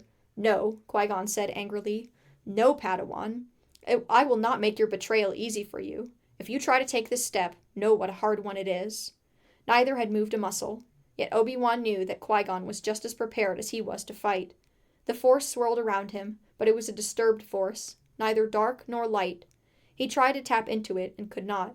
It was like trying to squeeze a handful of fine sand as it streamed out through the cracks in his fingers. He had no choice. The world around him was dying. He had to save it. He had to fight Qui-Gon. Obi-Wan went for his lightsaber. Qui-Gon moved only a fraction of an instant later. Because of his quickness, his lightsaber activated at the same time as Obi-Wan's. Qui-Gon's green beam shot up, glowing in the gray light. Obi-Wan felt his own lightsaber pulse in his hand. Qui-Gon kept his eyes on Obi-Wan. Here was the moment. He had only to step forward and challenge his master. He had only to move one muscle for it to be taken as an offensive move. Then the battle would begin. Obi-Wan met Qui-Gon's gaze and saw the same anguish he felt. He felt something within him crack, and his resolve slowly drained away. He could not do this. Simultaneously, they both lowered their weapons. The lightsabers deactivated with a faint buzzing sound. For a moment, all Obi-Wan heard was the lonesome wind howling through the canyon. "You must choose, Obi-Wan," Qui-Gon told him quietly. "You can go with me now, or stay. Know that if you stay, you are no longer a Jedi." No longer a Jedi? Was he prepared to take that step? Is this what he had come to? The moment spun out, became timeless to Obi-Wan. Time meant nothing. The confrontation with the man he had pledged to study under, learn from, defend and support suddenly felt unreal. How did he get here? What was he doing? But through his confusion, he saw Sarasi's fierce, glowing eyes, heard Neild's fervent words. He still smelled the smoke of battle, heard the desperate cries. He saw barricaded streets, and elders too blind with hatred to notice that they were killing their planet, piece by bloody piece. He saw them killing their own children. He could tell Qui-Gon about the battle he had seen. He could try, but he had tried before. Qui-Gon was right. He must make his choice. Obi-Wan grasped the rock of his conviction and felt his confusion drop away. Here on Melita Dawn, he had met a reality that was stronger than anything he'd known. "I have found something here more important than the Jedi Code," Obi-Wan said slowly. "Something not only worth fighting for, but worth dying for." Obi-Wan handed his lightsaber to Qui-Gon. "You may go, Qui-Gon Jinn, but I will stay." It was as though the words hit Qui-Gon in the face, for he flinched. He stared down at Obi-Wan's lightsaber in his hand, not speaking. A great struggle seemed to go on within the Jedi Knight's powerful body. Obi-Wan had hurt him. He longed to take the words back. He could not. They had been said. He had meant them. Qui-Gon did not look at him. He did not say a word.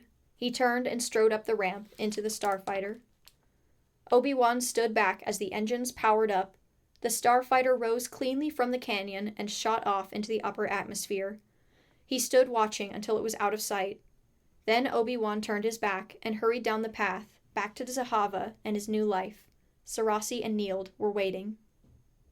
This has been Star Wars, the Jedi Apprentice series, Book 5, The Defenders of the Dead, written by Jude Watson, read by Rachel Ladebor.